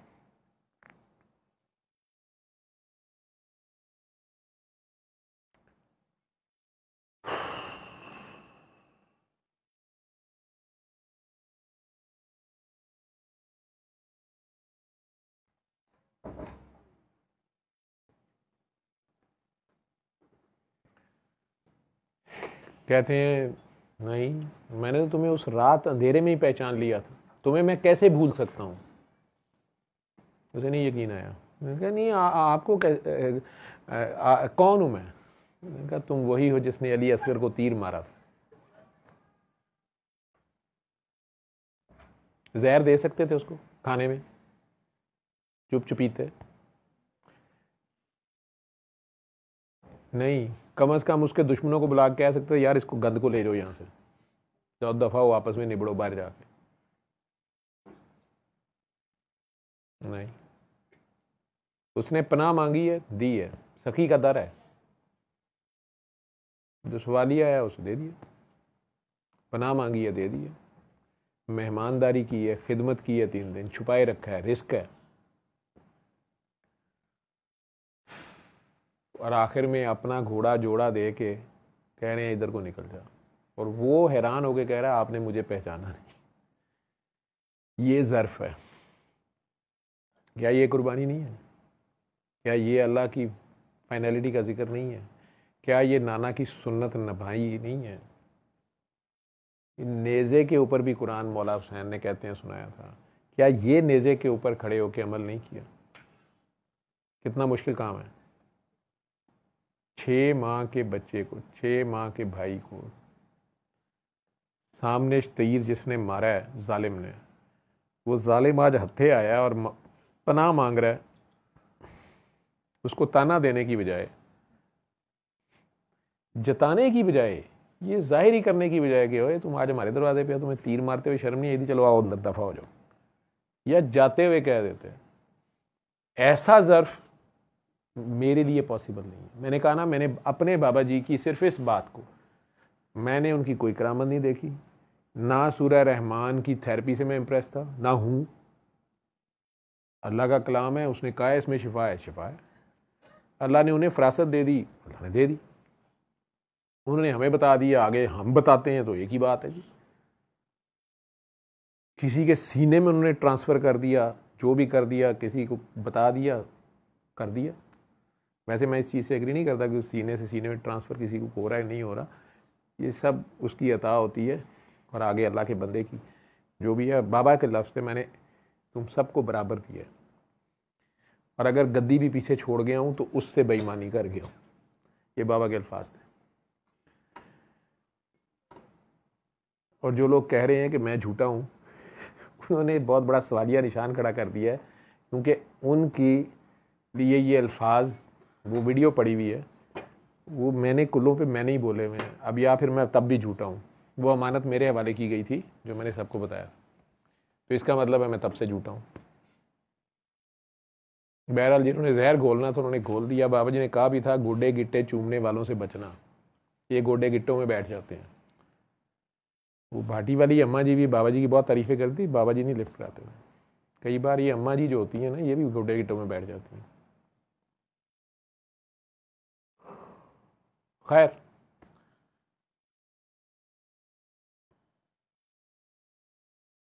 बाबा जी की वो इतनी सी बात थी, जब उस शख्स को लिफ्ट दी थी, उसको उसके घर तक उतारने मैं एक्स्ट्रा चला गया भाई, उसको इशारा किया कि नहीं जी हम उधर ही जा रहे हैं। हालांकि वो आउट ऑफ द वे था, वो बंदा बैठ ही नहीं रहा था बारिश में, बूढ़ा आदमी था रख रखाव वाला।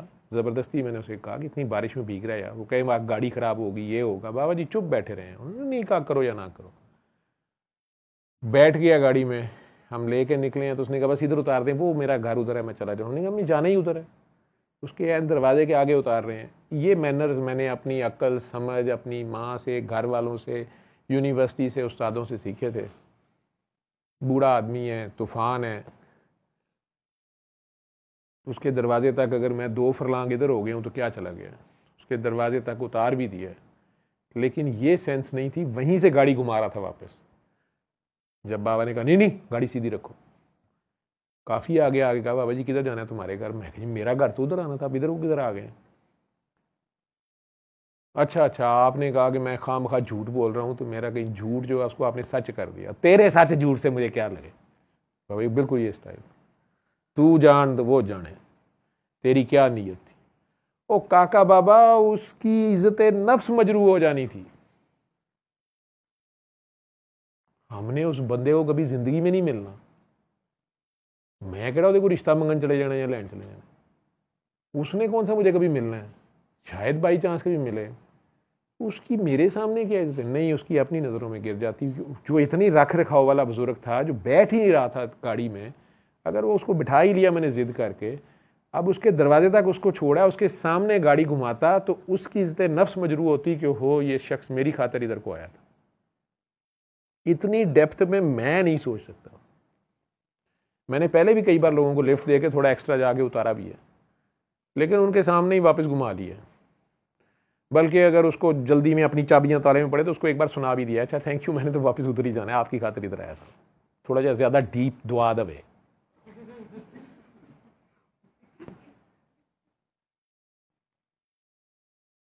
सूदखोर महाजन, नेकी भी करनी है तो 70 गुणा के चक्कर। खैर, वो बाबा थे जिन्होंने मुझे ये चीज़ बोली कि काका बाबा उसकी इज्जत नफ्स मजरू हो जानी। मैं ये भी ईमानदारी से मानता हूँ कि मेरे में ये ज़र्फ़ अभी तक नहीं आया। मैं अभी भी जिता देता हूँ, मैं अभी भी ना भी जिताऊँ लेकिन थोड़ा सा जगाने की कोशिश करता हूँ, यार तुम्हें पता है ना मैं तुम्हें ऐसा नेकी कर रहा हूँ, हैं ओए ज़रा इम्प्रेस तो। मैं शुक्रिया नहीं लेता सिर्फ, ठीक है, जैसा सुनियारों नहीं लिखा होता, हम वापसी पे काट नहीं लेते, उनका सारा कारोबार ही वापस जो सोना बेचते हैं उसमें होता है। वो जी अभी खोट है, अभी खोट है, उसे कोई यार तेरे से ही खरीदा था, कहता नहीं उस जमाने का कोट कट सी हो जाता है, कोट का रेट भी बढ़ जाता है साथ, वो सब कट जाता है। खैर ये वो ज़र्फ मौला ज़ैनुल आबदीन, वो ज़र्फ जो मैं कहता होता हूँ कि दरूद शरीफ सिर्फ अल्लाहुम्मा सल्ली अलैहि कही जाने का नाम नहीं है, ये तो बच्चों ने पढ़ना है, छोटे होते भी आपने भी पढ़ना है, हमने भी पढ़ना है। ज़िक्र मौला हुसैन ने अल्लाह का जिक्र किया, करबला थ्रू आउट अल्लाह का जिक्र है, एक एक स्टेप अल्लाह का जिक्र है, सवाए अल्लाह के उन्होंने किसी की बात नहीं की, उन्होंने अल्लाह दुनिया से मनवा लिया, दिखा दिया, पे डट गए, सब कुछ लुटा दिया, उसकी गवाही, शहादत क्या है, गवाही कि है अल्लाह। उधर अब्दुल मुतलिब कह रहे हैं इस घर का मालिक है, उधर तो बाबीलें आ गई। इस्माइल अलैहिस्सलाम छुरी के नीचे लेट गए, लेकिन बहरहाल बकरा आ गया। इधर ना बकरे आए ना बाबीलें आई, 72 के 72 आला नस्ब के आला नौजवान इस उम्मत की बदबख्तियों को धोने के लिए अपने खून के एक एक कतरे के, अपने एक एक बाल के बदले 70-70 हज़ार मेरे जैसे गुनाहगारों को बख्शवा गए, माफ़ियाँ लेके दे गए। वो जो इतनी बड़ी गुस्ताखी पीछे थ्रू आउट हो रही थी उसकी माफ़ी भी लेके दे गए। और अगर फिर वो बदबख्त उनके दरवाज़ों पे आए तो उन्हें जताया तक नहीं, पनाहें भी दी, नाश्ते भी कराए, खाने भी खिलाए, और फिर जाते हुए घोड़े और जोड़े भी दिए। और अगर उसने कहा आपने मुझे पहचाना नहीं, तो कहा कि मुझे याद है सब ज़र्रा ज़र्रा, तुम्हें याद हो कि ना याद हो। गला छिदाए मुस्कुराए मुस्कुराते हुसैन जाते हैं, एक नई बस्ती बसाए जाते हैं। ये बिल यकीन हुसैन है, नबी का नूर ऐन है। हुसैन मुझसे है, मैं हुसैन से हूँ। तो ये प्रैक्टिकल है जो, अदरवाइज तो ये बात समझ ही नहीं आती, मैं हुसैन से हूँ, मैं हुसैन से हूँ। सरकारें तो वालों कह रहे हैं मैं हुसैन से हूँ, हुसैन तो उनसे हैं, उनके नवासे हैं, उनकी बेटी के बेटे हैं, लेकिन मैं हुसैन से हूँ, ये क्या बात है। और ये वो बात है जो मौला हुसैन आखिर में भी घोड़े पे चढ़ के, जब बीबी ज़ैनब ने कहा आंखों में आंसू क्यों हैं, उन्होंने कहा इसलिए कि इनको नहीं बचा सका, इनको, ये जो सामने लश्कर है, मैंने नहीं बचा सका। और फिर एक कोशिश की है, लोगों पहचानो मैं कौन हूं। लोगों को नहीं पता था ये हुसैन इब्ने अली है, यही तो वो कह रहे थे, लोगों पहचानो मैं कौन हूं। हक आ गया, बातिल मिट गया। हक आ गया हुआ है, वो नहीं गया है। लोगों पहचानो मैं कौन हूं। वो ये नहीं कह रहे थे कि मैं हुसैन इब्ने अली हूं, वो कह रहे थे ओए मैं हुसैन नहीं हूं। तो फिर कौन थे वो? हुसैन मुझसे है, मैं हुसैन से हूं। उस अल्लाह के मानने वाला बंदा, रांझा रांझा कर दी नहीं मैं आप और रांझा हुई, वही आशिक और माशूक की कहानी। वहाँ सिर्फ इश्क था, ना आशिक रहा ना माशूक रहा, ना मैं रहा ना तू रहा, जो रही तो बेखबरी रही, इतनी सी बात थी। वो जिक्र अल्लाह का और हुसैन का, करबला का या तूर का, मैंने कहा ना कि रिसेंट टाइम्स में, आज से कोई 20-30 साल 40 साल पहले मैंने नेल्सन मंडेला को जीते देखा। इमरान खान साहब ने भी कहा तो है कि मैं ला इलाहा इल्लल्लाह का असल मतलब अपनी कौम को बताना चाहता हूँ, तो इसको जीना पड़ता है। अल्लाह जाने, वो जाने, हुसैन जाने। रब जाने तो हुसैन जाने। ये लब्बैक या हुसैन कहना बड़ा आसान है, इसको निभाना, ये करके दिखाना। मैंने आपके सामने मिसाल रखी है। अगर मैं गलत हूँ, आप में से किसी की दिल आज़ारी हुई है तो मैं माफ़ी चाहता हूँ। मुझे जितनी समझ है मैं अपनी समझ की बात आपसे की। मेरे नज़दीक अल्लाह का ज़िक्र मौला हुसैन ने किया करबला। करबला अल्लाह का ज़िक्र है और उसके बाद से हुसैन ही का ज़िक्र है। तू मेरा ज़िक्र कर, मैं तेरा ज़िक्र करूँगा। वो सिर्फ़ इन 10 दिनों के या 40 दिनों के भी मोहताज नहीं है। मैंने कह दिया ना कि वो नेल्सन मंडेला तो नहीं है, ना शिया है, ना सुन्नी है, ना वाबी है, ना देवबंदी है, ना बरेलवी है, ना शाफी है, ना मालकी है, ना हम्बली है, ना हनफी है, ना कादरी है, ना कलंदरी है, ना चिश्ती है, ना साबरी है, ना सोरवर्दी है, ना नक्शबंदी है। लेकिन क्या कह रहा है, उसने तो नहीं कोई मजलिस सुनी हुई होगी, उसने तो नहीं कोई ताज़िए अटेंड किए होंगे, उसे तो कुछ नहीं पता। लेकिन उस तक मौला हुसैन का रिजॉल्व, मौला हुसैन का मैसेज प्रैक्टिकल फॉर्म में पहुंचा हुआ है और वो उसने करके दिखाया। उसके सामने वक्त के फ़िरौन ने पेपर रखा हुआ है कि बेटे के अकेलौते बेटे के, जिसको उसने देखा भी नहीं 25 साल से, जेल में गुजर गई और इस तरह से गुजरी कि पेशाब मुंह पे किया जाता है और उसी तरह नाश्ता कहा जाता है करो, और उस वक्त कहा जा रहा है कि बस इस पे साइन करो और जाओ बेटे के जनाजे में शरीक हो जाओ, मरे हुए बेटे का चेहरा ही देख लो, फिर हमेशा के लिए दफना दिया जाएगा, जो 25 साल जिंदा रहा और तुम एक दिन नहीं देख सके। और नफ्स या शैतान उसे ये बता भी रहा है कि यार how I will face my son on that day, final day. लेकिन साइन करने से पहले कहता है मुझे ख्याल आ गया कि मैं हुसैन को क्या मुंह दिखाऊंगा। क्या उसके ऊपर हज़रत हुसैन की तरफ से कोई बंदिश थी? क्या हज़रत हुसैन ने उससे कोई वादा लिया हुआ था? क्या ये भी उस रात मौजूद था जिसने जाना है चले जाओ? ये था। ये अपने ज़माने का हुर है, ये नहीं किसी डील पे माना, बस ये है कि अब उसका भी दरबार बना लो।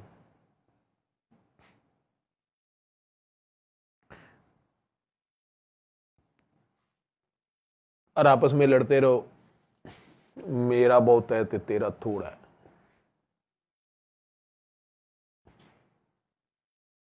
नेल्सन मेरा है तो मंडेला तेरा है।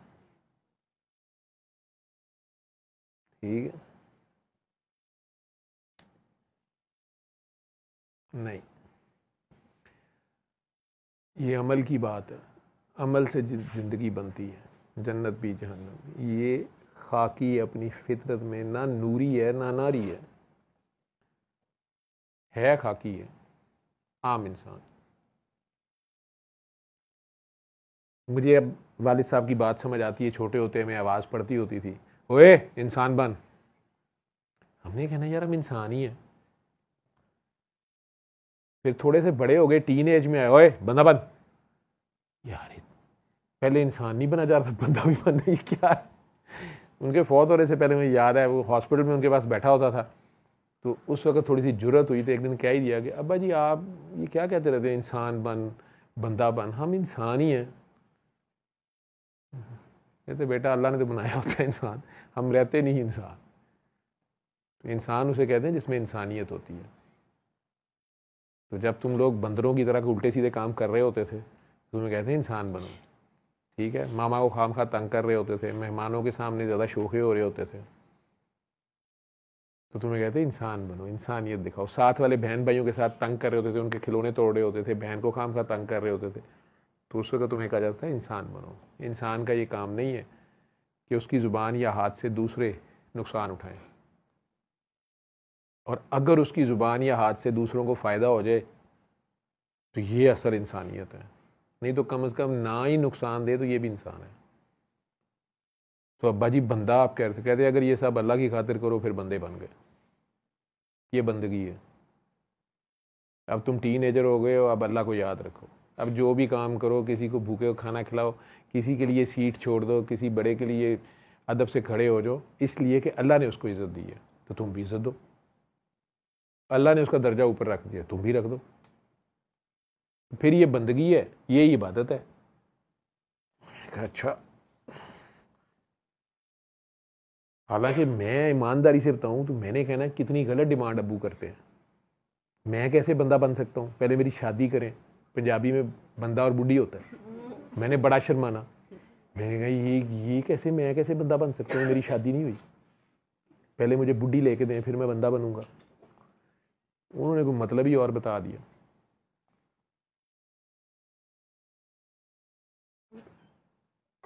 सल्ले अला सल्ले अला सल्ले अला सल्ले अला सल्ले अला शफीना सल्ले अला